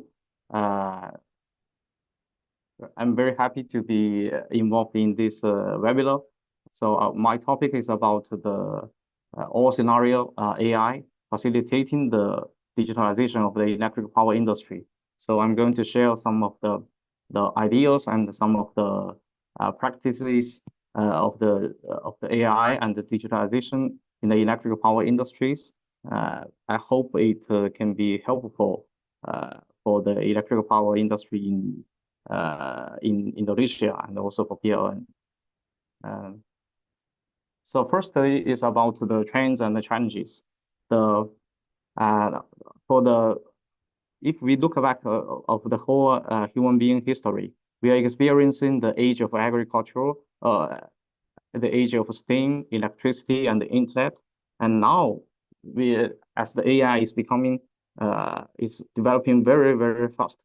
I think in the 21st century, we are in the age of intelligence or the age of AI. And by the forecasting, AI will drive the profound industry transformation. So will greatly improve the production efficiency, and by 2026, the AI adoption rate in the industry scenarios will be over 20%. So especially in the manufacturing, in the healthcare, and also in the energy industry, and for the scientific research.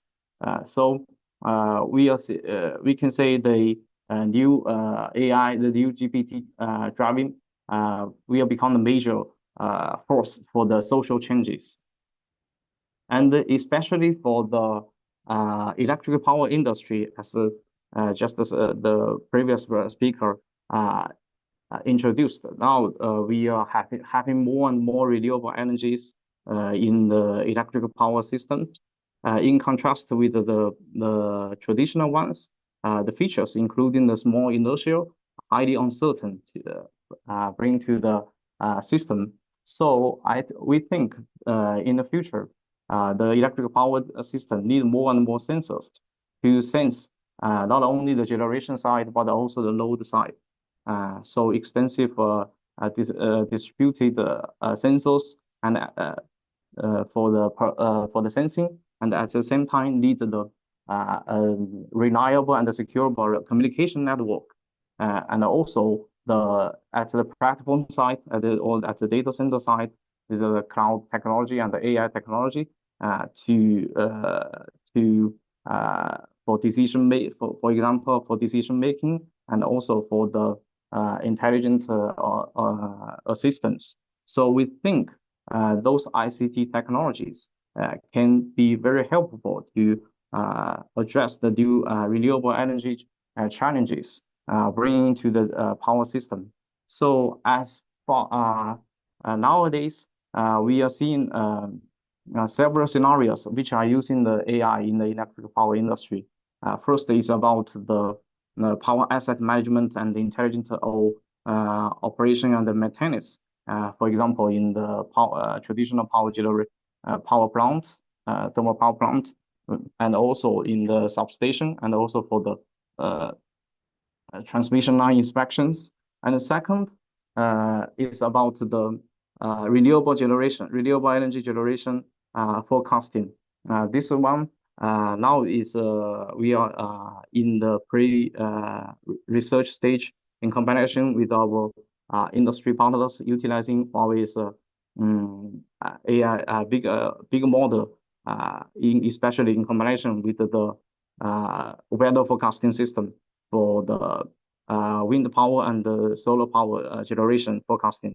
And the third is the perception of the prediction of the loads, because nowadays more and more EV electric vehicles and also the new electrical consumptions are adding to the system at the distribution side. So the sensing of the loads is also very important, and also the prediction we are becoming very important for the dispatching and the control of the whole system to keep the real-time dynamic balance of the electric power.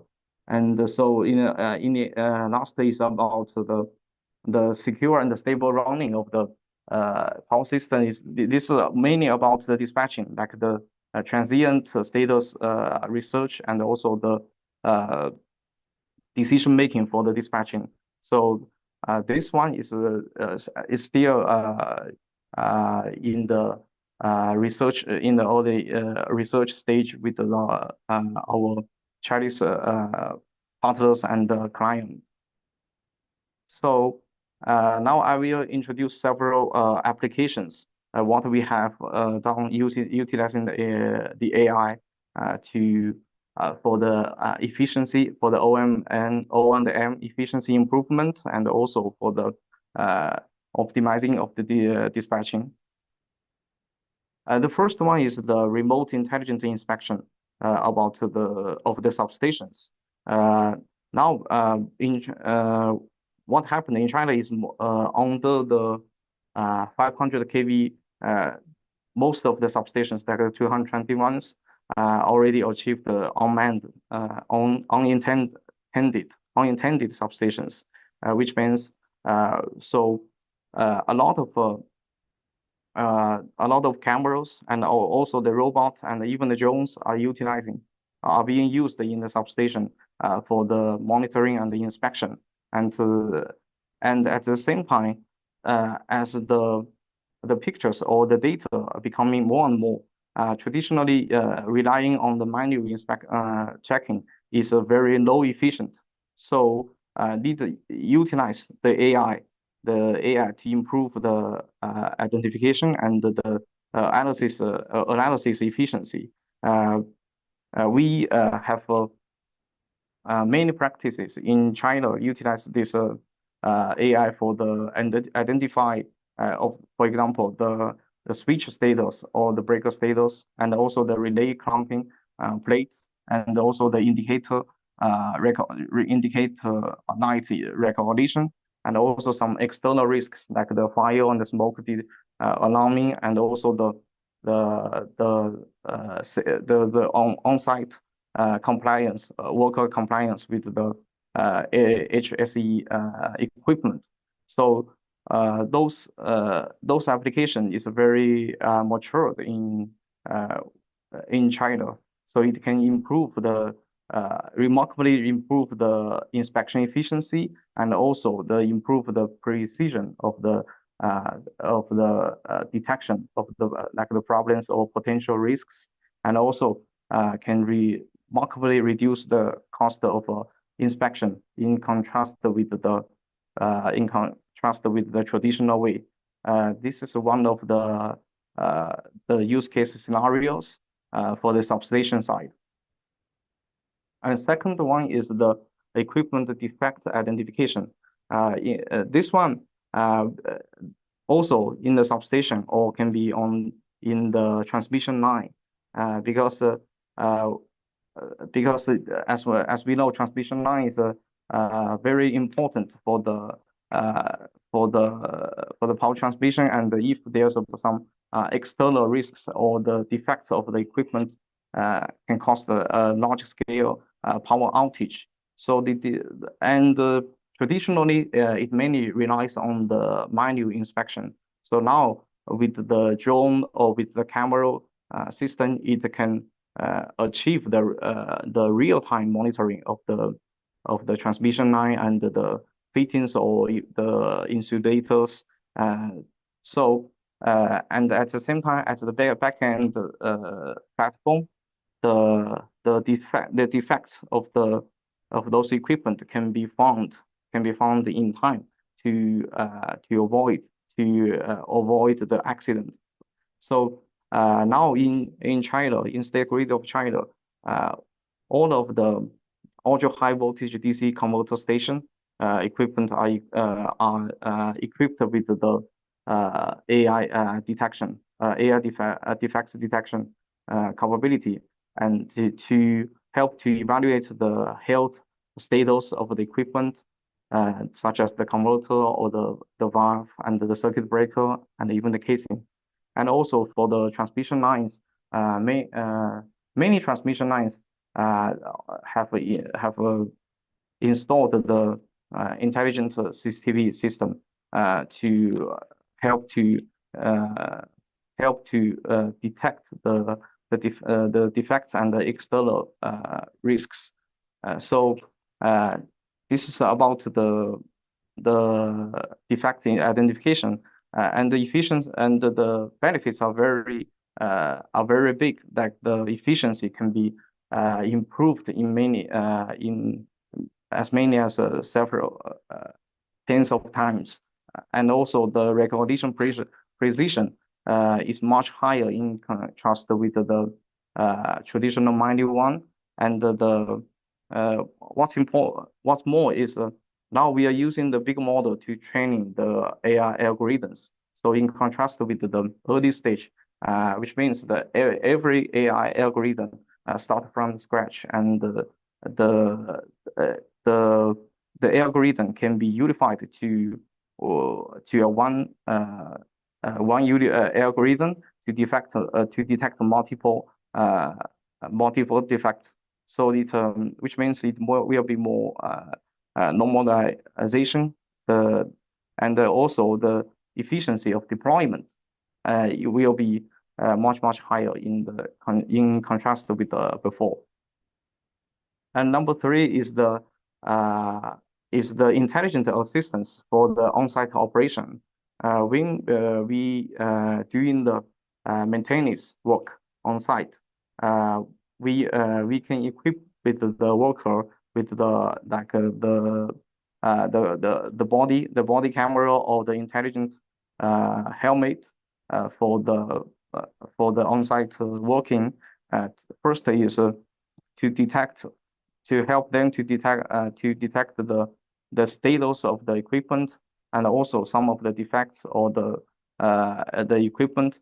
And most important is they can achieve the collaboration between the front end and between the front end and the data center end. For example, for the on-site help seeking. So this is another use case, another scenario we have used the AI for the electrical power. And the number 4 is about the predictive maintenance of equipment. In China Hualeng Group, we cooperate with them to develop an algorithm to analyze and evaluate the status, the health status of the wind turbines. Traditionally, they just evaluate the status of the wind turbine by the vibration amplitude, and just follow the standard. But this one, you cannot achieve a real predictive maintenance, this is more of based on some of the experience. So after that, we collaboratively developed one AI algorithm to evaluate multi-dimensions of the wind turbines to achieve the predictive maintenance and to more precisely and more efficiently for the wind turbines. This is for the China Huaneng Group of the wind turbine maintenance for the dispatching. Now we are in the pre-research stage with the State Grid company for the dispatching optimization utilizing AI because in this model we combine the power generation data, the meteorological data, and also the electrical load data all together into the algorithm, and with our AI training and the inference platform to achieve the active economic dispatching and also the reactive power optimization and also the distribution network reconstruction optimization. So this one with our big model, like the Pangu model, we have done a comparison with the traditional numerical simulation way for the weather forecasting. For example, the efficiency can be improved in hundreds of times, and most importantly, the accuracy is also higher than the traditional numerical way. So, which means in the future it's possible to more precisely predict the renewable energy output, and also make the dispatching more efficient, and at the same time to shorten the planning period in such a scenario for the we call intelligent decision making. But this one is still in the research stage, not applied in a large scale. And as for Huawei, we mainly provide the large model enablement platform.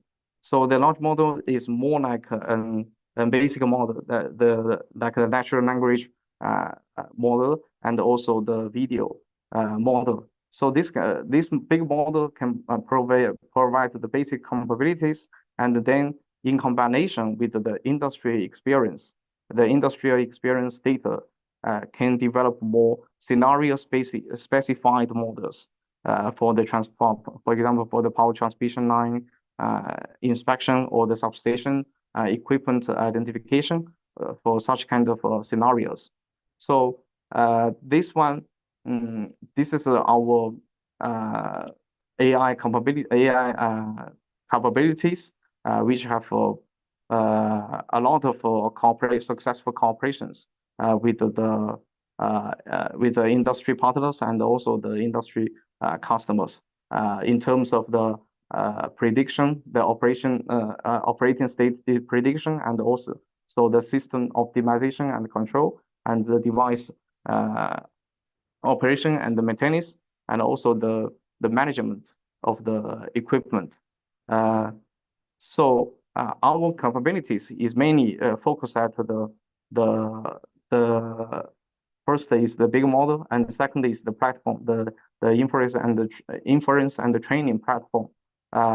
We suggest, for example, for a group company would like to utilize the AI to improve their efficiency and for their asset management, is quite necessary to have their own like the training AI training platform, and also the AI learning platform. We call it Spark architecture, which means in the data center, in the cloud side, we have this platform for training and learning, and at the edge side, it can achieve the cloud and edge collaboration in terms of data, algorithm, and also the management. So this is the architecture we have proposed for a group company to develop the AI and for the production services and management services, and we can help them to build those platforms and to achieve their target. So that's my short presentation about the AI and the digitalization. So in summarization, I think the digitalization is the method, is the way, but the intelligentization is the target, because we are now in the age of intelligence. I think sooner or later the application of the AI and will be increasing, will be more and more, especially in the electrical power industry. And thank you so much. Thank you, Mr. Francho, for your explanation about how important the AI, especially for the energy transition process. In this case, Huawei best practice on applicate the artificial intelligence for supporting the energy transition process. Thank you once again. So we have a lot of questions, and thank you for Mr. Santakumar that have replied by typing at the Q&A chat column. And for all the participants that have already write the question, I will read, and hopefully all the speaker can respond your question. And we will choose 4 best question, and we will send you souvenir from MKI. Baik, Bapak Ibu sekalian, seperti yang tadi sudah saya sampaikan dari PLN, Pak Warsono tadi berhalangan untuk bisa melanjutkan, dan selanjutnya akan dilanjutkan ini oleh Pak Deden Nabudu, VP Manajemen Kelayakan Infrastruktur. Pak Deden, apakah masih bersama kami? Ya, yes ya Bu.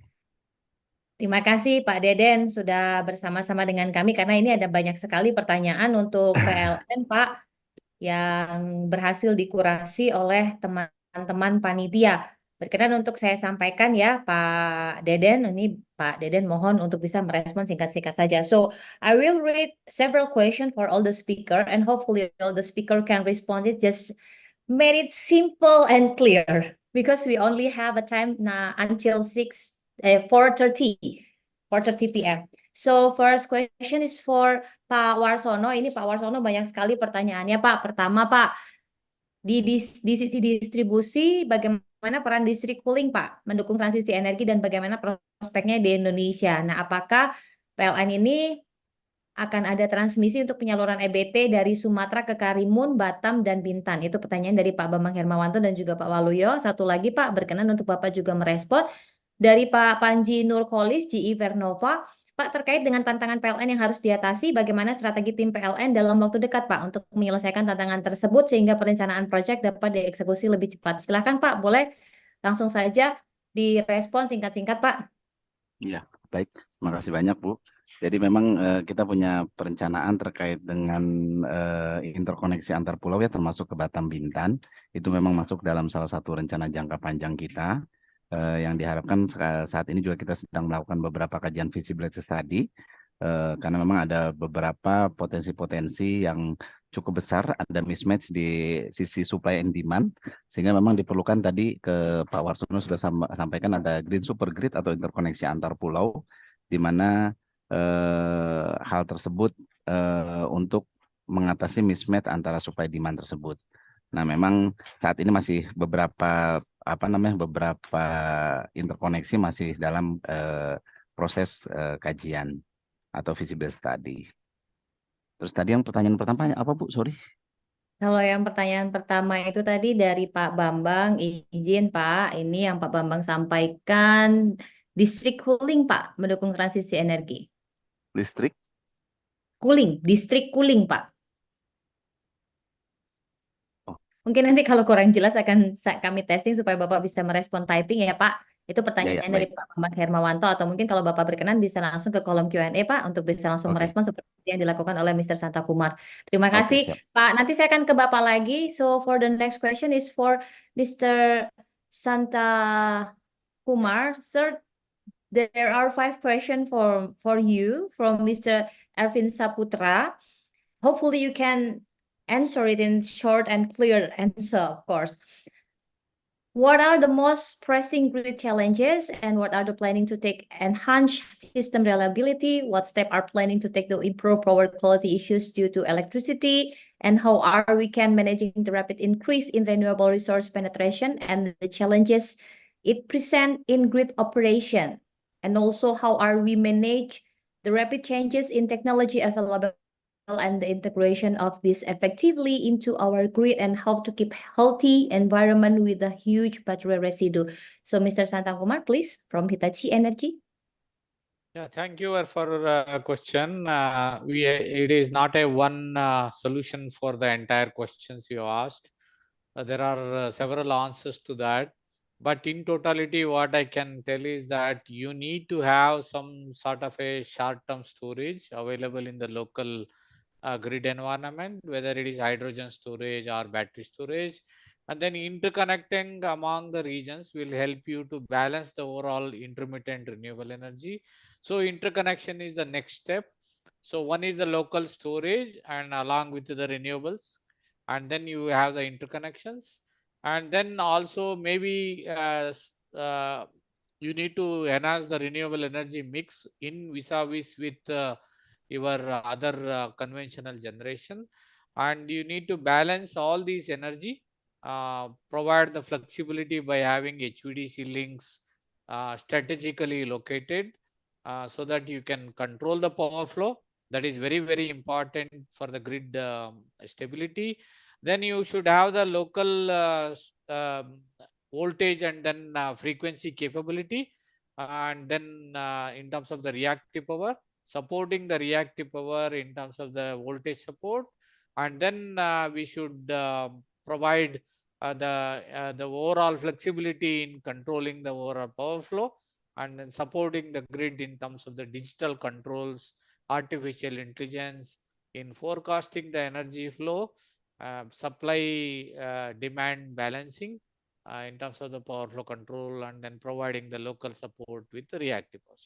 So local energy support in terms of the storage to balance the local intermittency of the renewables, and then interconnecting with the regions so that the energy can be balanced with your conventional generation, slowly going out, increasing the overall energy mix in terms of the renewables. Yeah. Okay, thank you, Mr. Santa Kumar, and I really appreciate that you answered the question on the Q&A chat.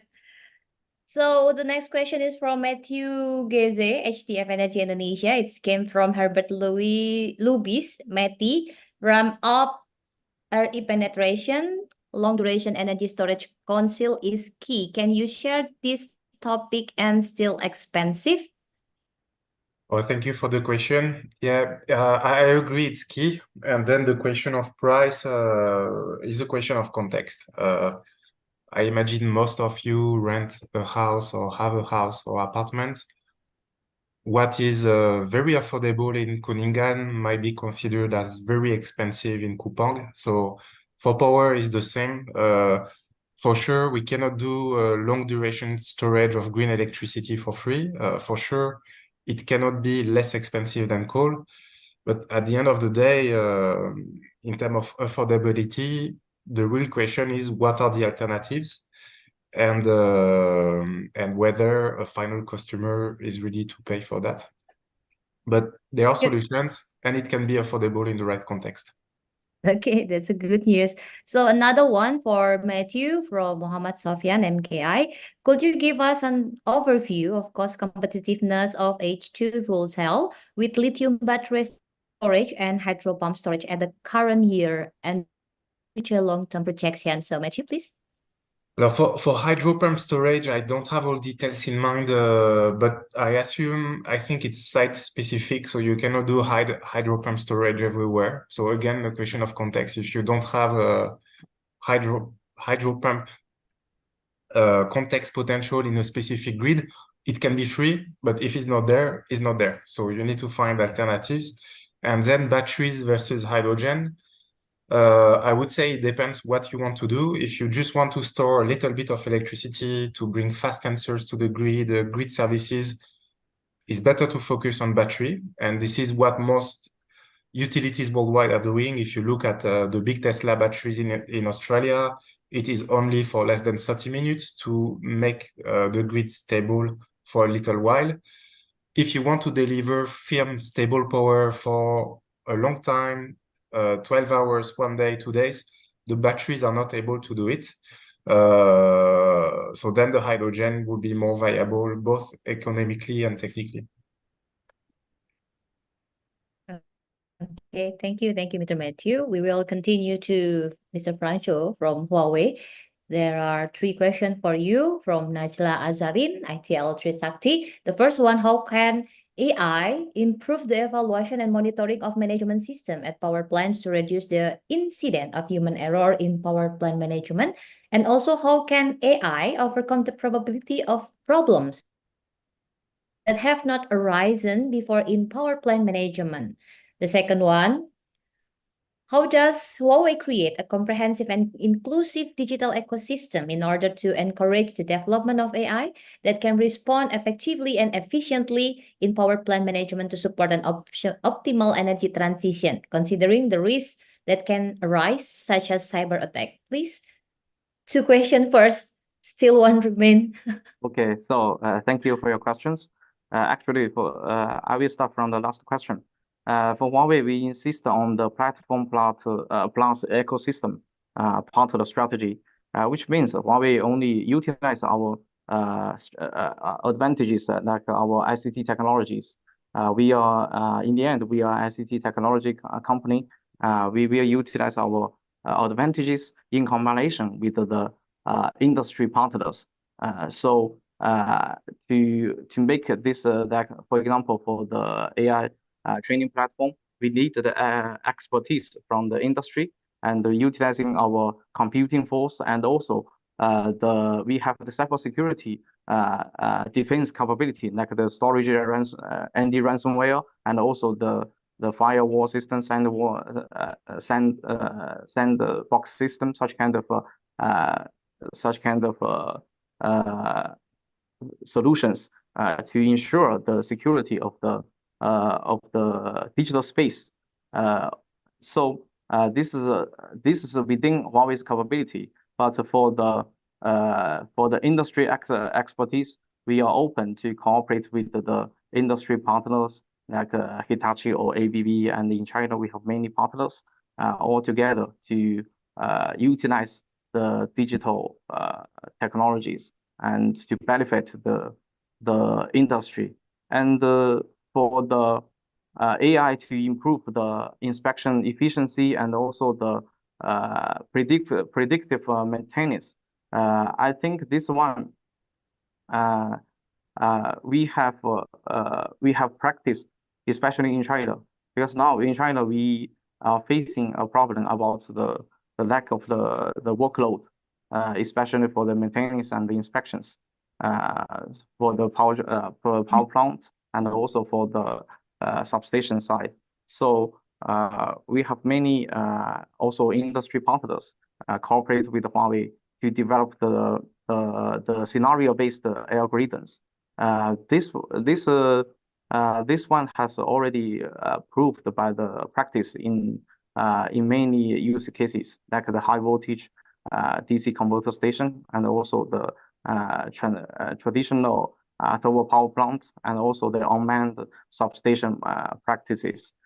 So I think in the future, more and more AI will be applied in such kind of scenarios. Yeah, thank you. Yeah. Okay, and there are several questions for you also, still from Najla. In the future, what innovation will Huawei develop in AI so that AI can facilitate all performances in various industrial prospects, especially in new and renewable energy. And also from Mr. Antonius, PLN-NP, how long does the algorithm of AI needed to achieve its accurate output?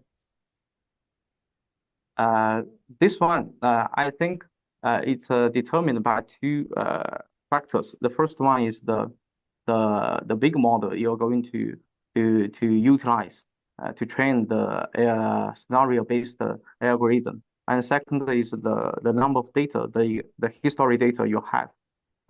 This is very important. The data is like the expertise, it's like the experience or to train the algorithms. So it will be it will be hard to say accurately how much time does it need.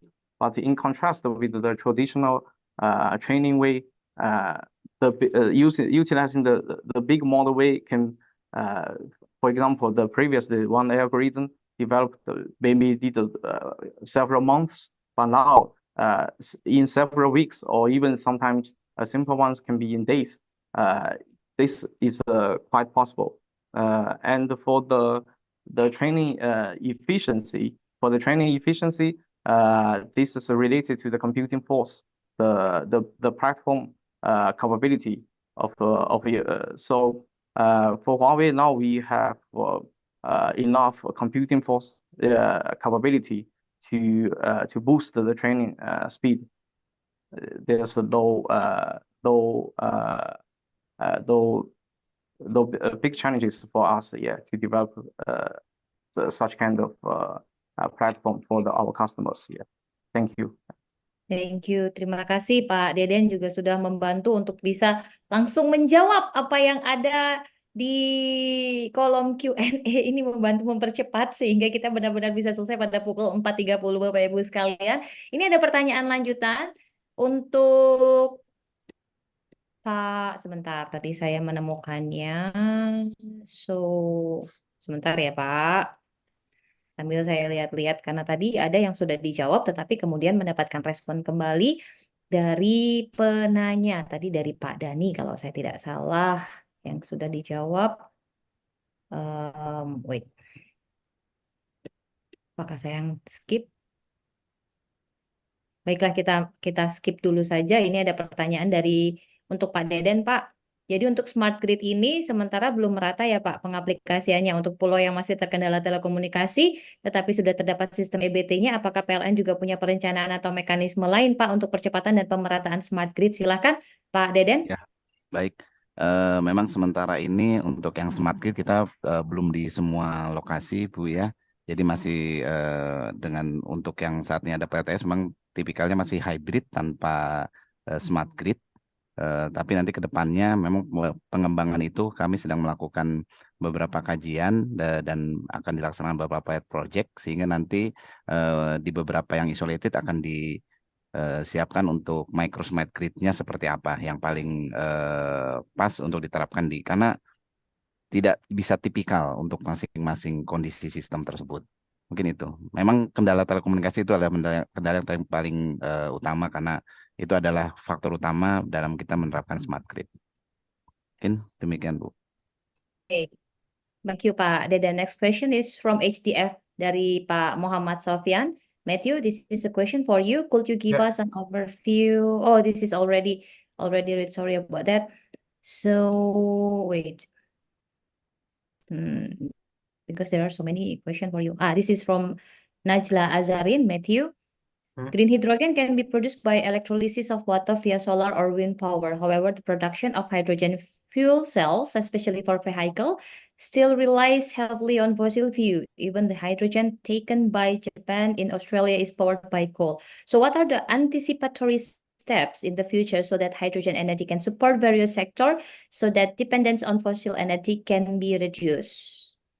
Yeah, so on this topic, it's very simple. The fuel cell doesn't look at the color of hydrogen, whether it's blue, green, yellow, whatever you like. It's just hydrogen. To become kind of competitive, to be affordable, I think most of cars, hydrogen cars, they use the hydrogen who is there already, and it's mainly made from coal or gas. But if they want, they can supply green hydrogen if someone is ready to pay for that, and the fuel cell would work perfectly. So the decarbonization journey is there. It's just a question of time and a question of infrastructure to develop mass quantity of green hydrogen, affordable one, and to transport to the fuel station to fuel the cars. Okay, thank you, Matthew. So for our last session, I will ask for the closing statement from each of our speakers. Start from Matthew, because you are the last one who answered the question. Only one sentence about our theme today. That is technology innovation in support for energy transition. A sentence, only a sentence. So Matthew, please, from you first. Strong potential for technology innovation to support energy transition. And even though it's innovation, it doesn't mean that it's too expensive or not bankable. Real projects can be done from next year. And thank you for the invitation. you. Thank you. Next, from Mr. Santa Kumar from Yeah, Hitachi Energy, please. Thank you. Green energy transition is a journey, long journey, in fact. Hitachi Energy definitely is very much interested to collaborate with PLN. We already have the MOU signed, and we are part of the overall journey. And we are here to help with the technology, innovation, training, and overall collaboration for this journey. Thank you very much, and we love you. We love you too, Mr. Santa Kumar. Thank you for the great presentation that you have delivered for us. And then from Pak Deden Nabudu, VP Manajemen Kelayakan Infrastruktur PLN. Silakan, Pak. Ya, terima kasih. Terima kasih atas kesempatannya. Ini sangat bermanfaat buat kita semua ya. Bagaimana nanti kita bisa melaksanakan energi transisi ini dengan sebaik mungkin, dan kita juga sudah membuka beberapa kerjasama, dan harapannya ini bisa memuluskan transisi energi kita menuju net zero emission di tahun 2060. Mungkin itu aja, Bu Brigida. Terima kasih. Terima kasih, Pak Deden. Karena roadmap-nya sudah ada ya, Pak. Tinggal diimplementasi. Last but not least, for Mr. Franco from Huawei, please. Yeah, thank you. So we think digitalization is quite a long journey. It did the efforts from all the participants, like the customer and also the partners. We think alone we can go fast, but together we can go further.